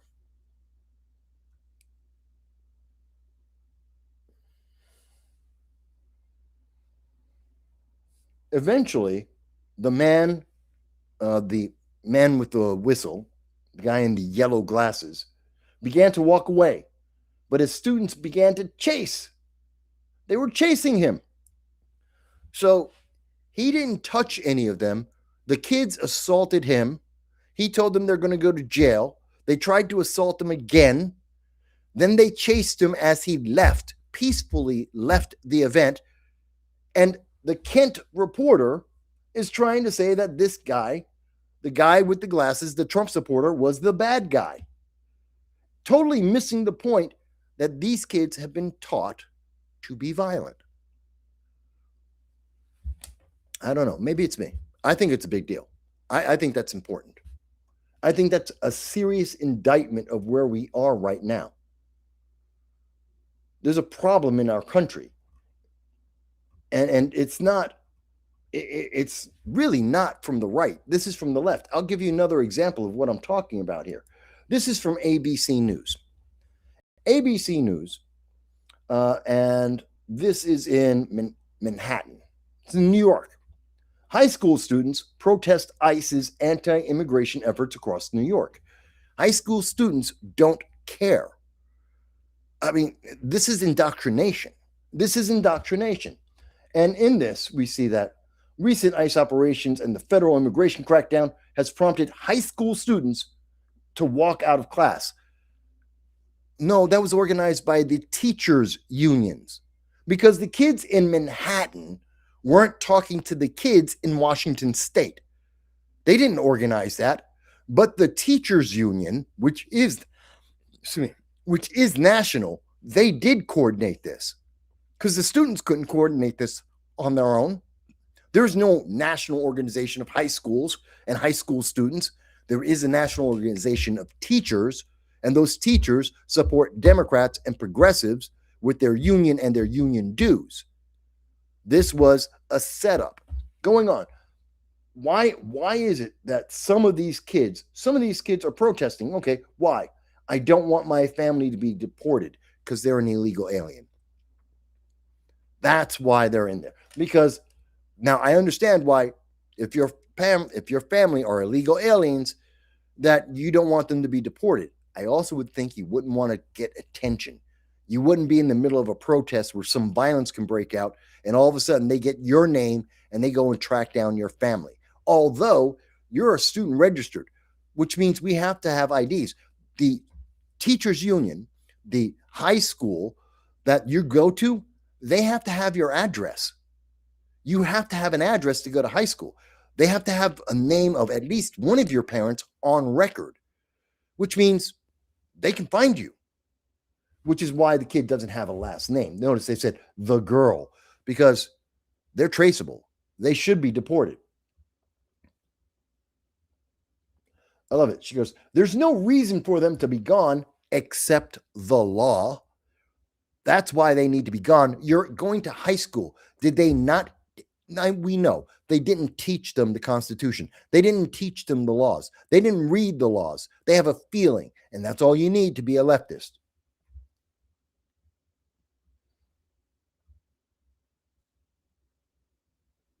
So one boy went to this event, in Manhattan. One boy, he got on with his little microphone. They love to have a microphone so they can shout out their thoughts. And he said, God bless America. I love ICE. I love Trump. They attacked him. This part should be the news story. Not that the kids, under the guidance of the teachers union across the nation, decided to go and have progressive riots, to be agitators, to attack people. That's not the news story. The news story is in Manhattan, in this Manhattan story, as well as the Washington state, the kids, because they have been indoctrinated, anyone who says something they don't like, something that they have not been taught and trained to think of, then those are the bad guys, and they will attack them. Again, leftist event, violence every time, criminality every time. Oh, no, the right is more violent. No, they're not. The kid said, I love America. They attacked him. Think about that for a second. I love America is a reason to hit someone. Saying I like President Trump is a reason to attack someone. If you think that someone who voted for or likes Donald Trump is a reason to attack them, you are a Nazi. You are the bad guy. You may not feel like the bad guy. You may feel like you're on the right side of history, even though you're risking being on the wrong side of the grave. But the answer is you are the bad guy. That's the story to me. ABC News isn't telling you that this should be high school student is attacked by a mob of protesters. They're a mob. A brainwashed, indoctrinated mob attacked a Trump supporter. That's the news story. ABC won't tell it like that. They don't expect you to make it that far. ABC News expects that you're going to go through this story, get right about here, and then you're just going to move on to the next story. After this break, after this commercial block, then they tell you, oh yeah, and by the way, Trump supporters who are being attacked. Someone just saying, I like Republican values, gets attacked. That's the story. That is the story. And who helped to train these kids? Dare to Struggle, an organization that aims to target injustice. You mean injustice like attacking someone for saying they have an opinion?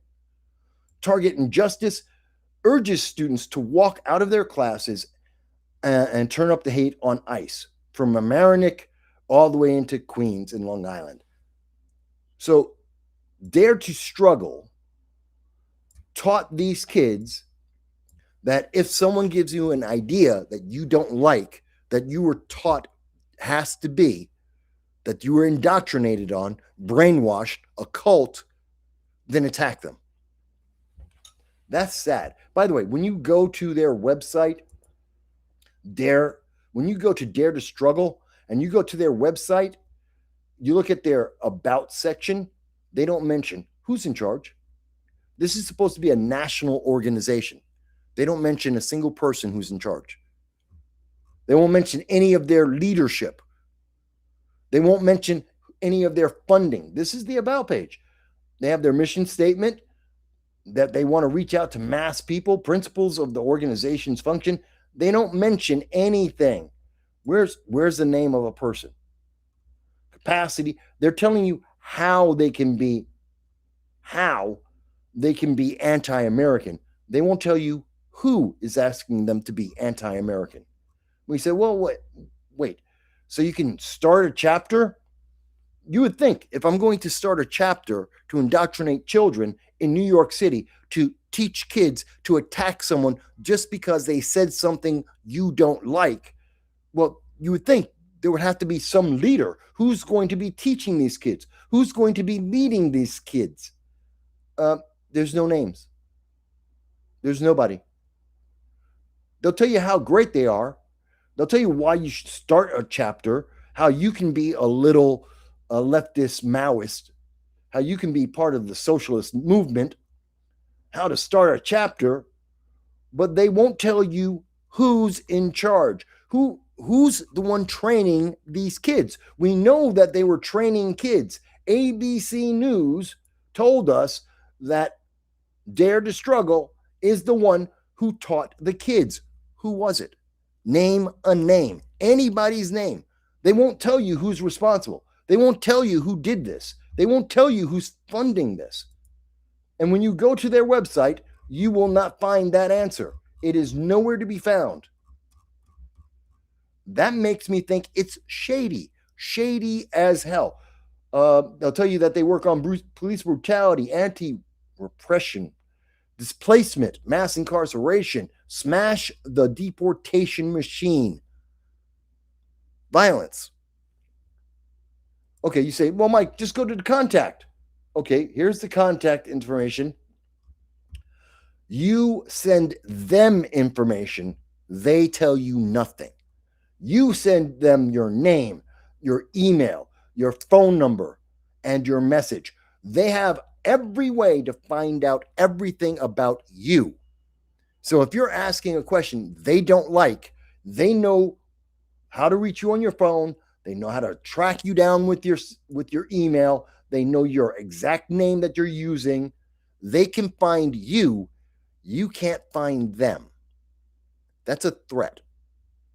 You will not try and track them down without them knowing about it. So, and this is for contact. That's not how you contact someone. This is a shady organization. This is deceptive. This is how you indoctrinate criminals. This is why the left is violent. They want to tell you, oh, no, Mike, you just don't understand. You just don't understand. I understand. Even if you go to Threads, which is a version of Twitter or X, but it's for the left. Remember when Elon Musk first took over X and all the leftists said they were going to go over to Threads? Yeah, this is where they went to. And here's the Threads account. And what you see here, ABC News, this is probably the top answer. When my child gets hurt at one of your promoted events, I'm suing the school and ABC 7. You know why you can't sue Dare to, what is it? Dare to, what is, damn it, I forget their name. Give me a second. I forgot their name already. Dare to Struggle. That's it.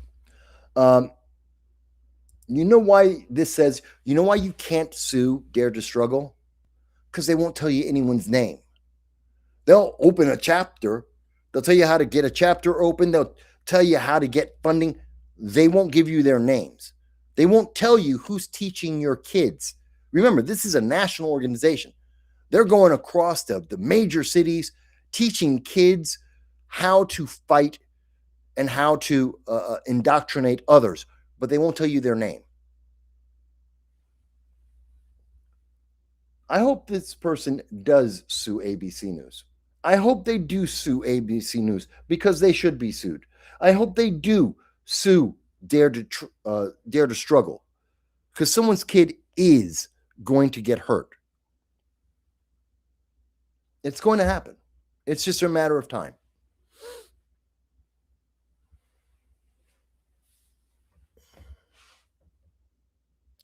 So I don't know. Let me see here. Shelley says, Chinga la escuela. Okay.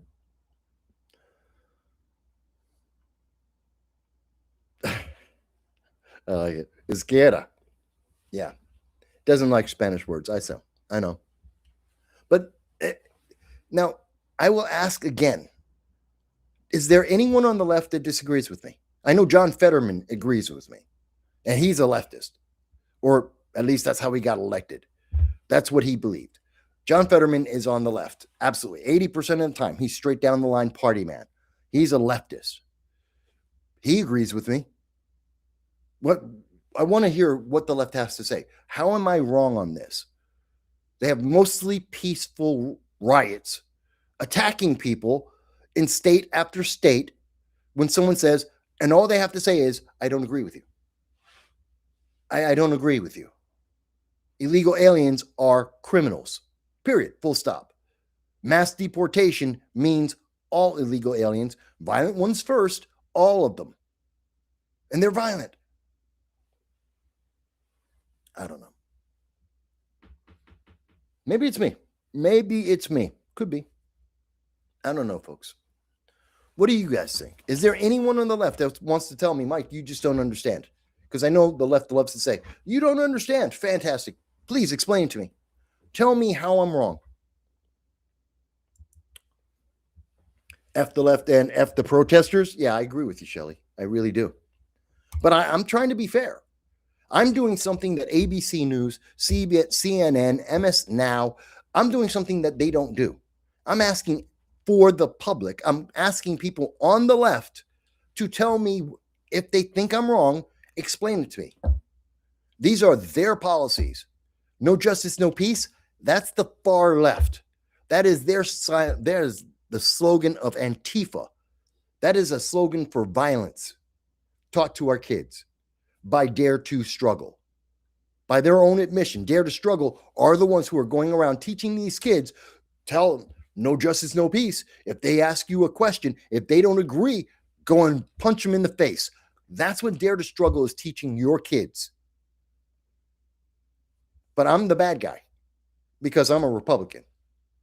I'm the bad guy because I'm calling them out. I don't understand it. Shelley, oh, look, Judith Amp. Oh, no, excuse me. Judith Jamp. You are absolutely correct. Thank you, Judith. I appreciate it. And thank you for being part of the audience. I haven't met you before. I'm glad that you were listening to the show. Let's see. We got a couple more comments in here. So Shelley says, if I found out that my kids were off school grounds without my permission, I would be fired up and they knew it. You know what? That's a really great point. These kids are going out and protesting. Where's the parents? They just got let out of school. Did the parents know that Dare to Struggle taught their kids and the teachers taught these kids to fight the power by saying, hey, no justice, no peace. Let them make signs and then leave the school unattended. There were no adults there. You saw no adults whatsoever, just kids. So who was watching the kids? What if a car swerved by accident or on purpose and hit some of the kids? What if those kids, when that black girl was running around trying to punch that guy, what if she ran into the street, got hit by a car? Where's the parents? Where's the supervisors? Where's the guidance counselors? Where's any adult? Where's the supervision? They just let the kids rampage across the streets. You know what? You have brought up a great point. I had not even thought about that. That is a great point. They're teaching these kids just to be roaming gangs. And the parents don't know. Their kid's in danger. Their kid's running in the middle of the street in traffic. They're having gang fights like it's the 1970s. All right. What's Joel say? Joel, thank you for being here with me. Joel says, AI tells me the organization Dare to Struggle, aka Atraverse Luchar, is a modern revolutionary activist group that operates as a leaderless or multinational collective rather than by a single individual. That's a terrorist organization. That's how terrorist organizations work. They have cells in various places. That's terrorism. Literally. And ABC News didn't tell anyone this. ABC News did not tell anyone that Dare to Struggle is a modern revolutionary activist group. Wow. Hang on. I'm going to bring this up. I got to check this out.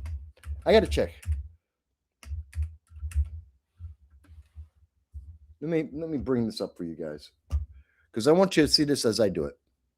So I'm on with Chat GPT right now. All right, my Chat GPT.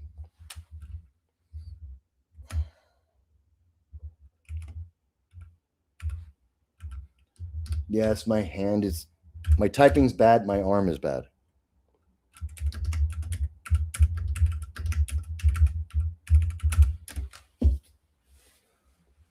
It's not that I doubt you, Joel. It's not that I doubt you, but I want people to see this.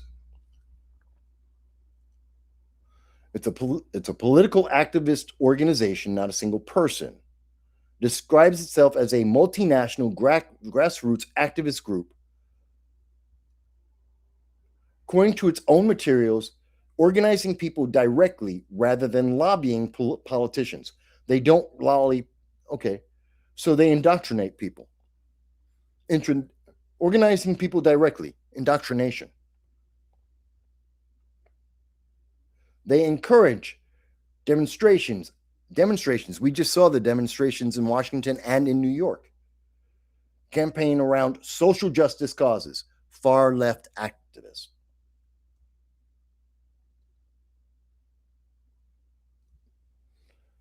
It's a left-wing labor movement worldwide, historically with revolutionaries of the 20th century. Wow. That's incredible. That is incredible.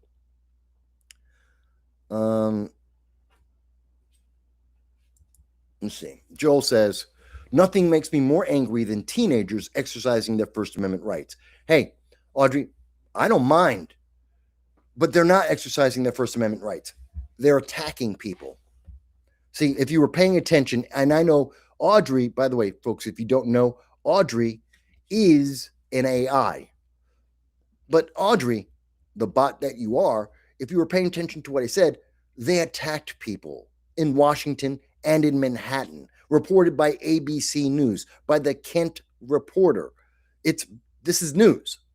They were attacking people unprovoked because in one case, a kid just said, I like Donald Trump. That's all it took. So yeah, this isn't about the First Amendment. It's not about the First Amendment. Not when you're starting to beat people down because of their free speech.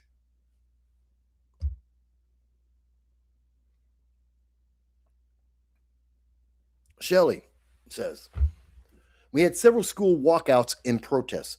It was the 70s, but we protested on school grounds because we knew we didn't have parental permission slips. Our parents were all for protesting at school. Well, that would be something if they had the choice, if the parents knew what was going on, if there was supervision.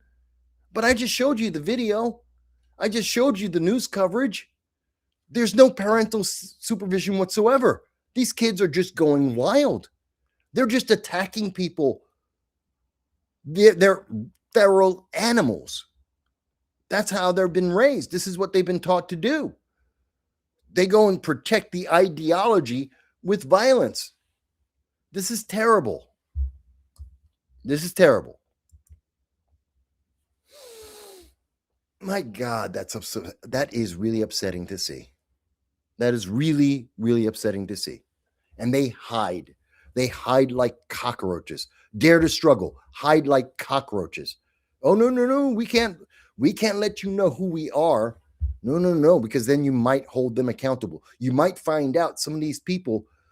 Is it possible that they could be connected to actual terrorist organizations? Is it possible they could actually be connected to cartels?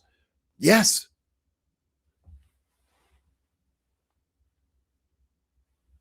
I don't know.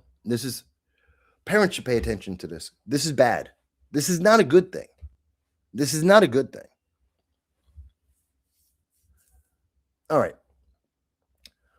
I told you earlier that it was going to be a short show today. Normally we go about 5 hours. My health is back and forth. So I'm going to take it a little easy today. And we're going to end it right here. I'm annoyed. I want to hear from the left how they think that this is okay. I don't understand it. I do not understand it. But AOC, she thinks that she's going to be able to become senator. She knows nothing about foreign policy. Half of the job of a senator is foreign policy. She knows nothing about it. She thinks she's got a shot to be senator, if not president. This is what happens when you have indoctrination. These kids are, God help me. No, I'm not even going to get into it because I'm going to start cursing. I want to start cursing. I want to curse these people out. But I'm not going to do that online. I don't curse on this channel, or not much. Judith, thank you. Thank you, Judith. So before I get myself worked up and do things that I don't normally do, we're going to end the show here. In about an hour, I'll have the links up for everything that I showed and everything I discussed on the channel. You can see it for yourself. You can read it on it for yourself. Share it with your friends and say, do you agree with this? Do you think that AOC is capable of being a senator? That she has enough foreign policy experience and knowledge that she could be a senator, if not president? I don't think so. You can share this with your friends and say, gee, do you think it's okay that some mystery group with a mystery agenda can teach kids how to beat up on other people because they don't agree with their opinion, they don't agree with their feeling? Is that okay?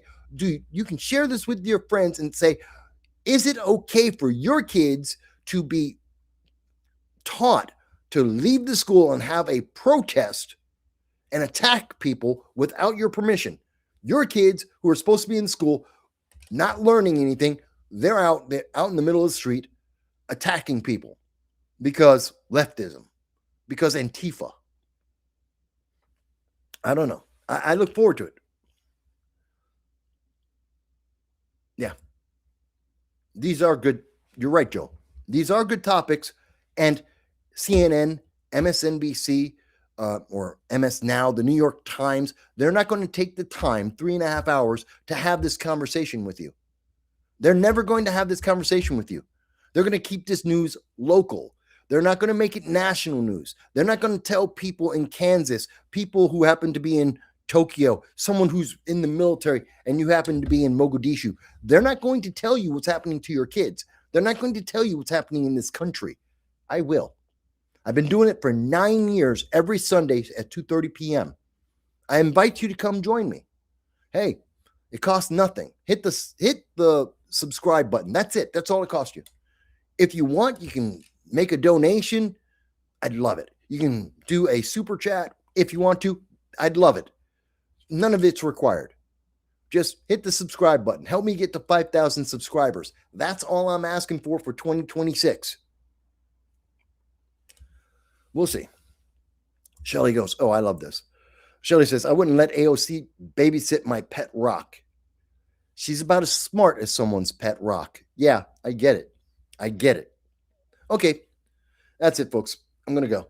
I'm getting annoyed. Thank you. Thank you. I'm not annoyed at you, my audience. I love you guys. You, I thank. It's the stories. It's what's happening to our nation. It's very upsetting today. Okay, I got to go take my meds. I got to relax. And by the way, no, it's not mental meds. It's for my back. All right. I'll talk to you again soon.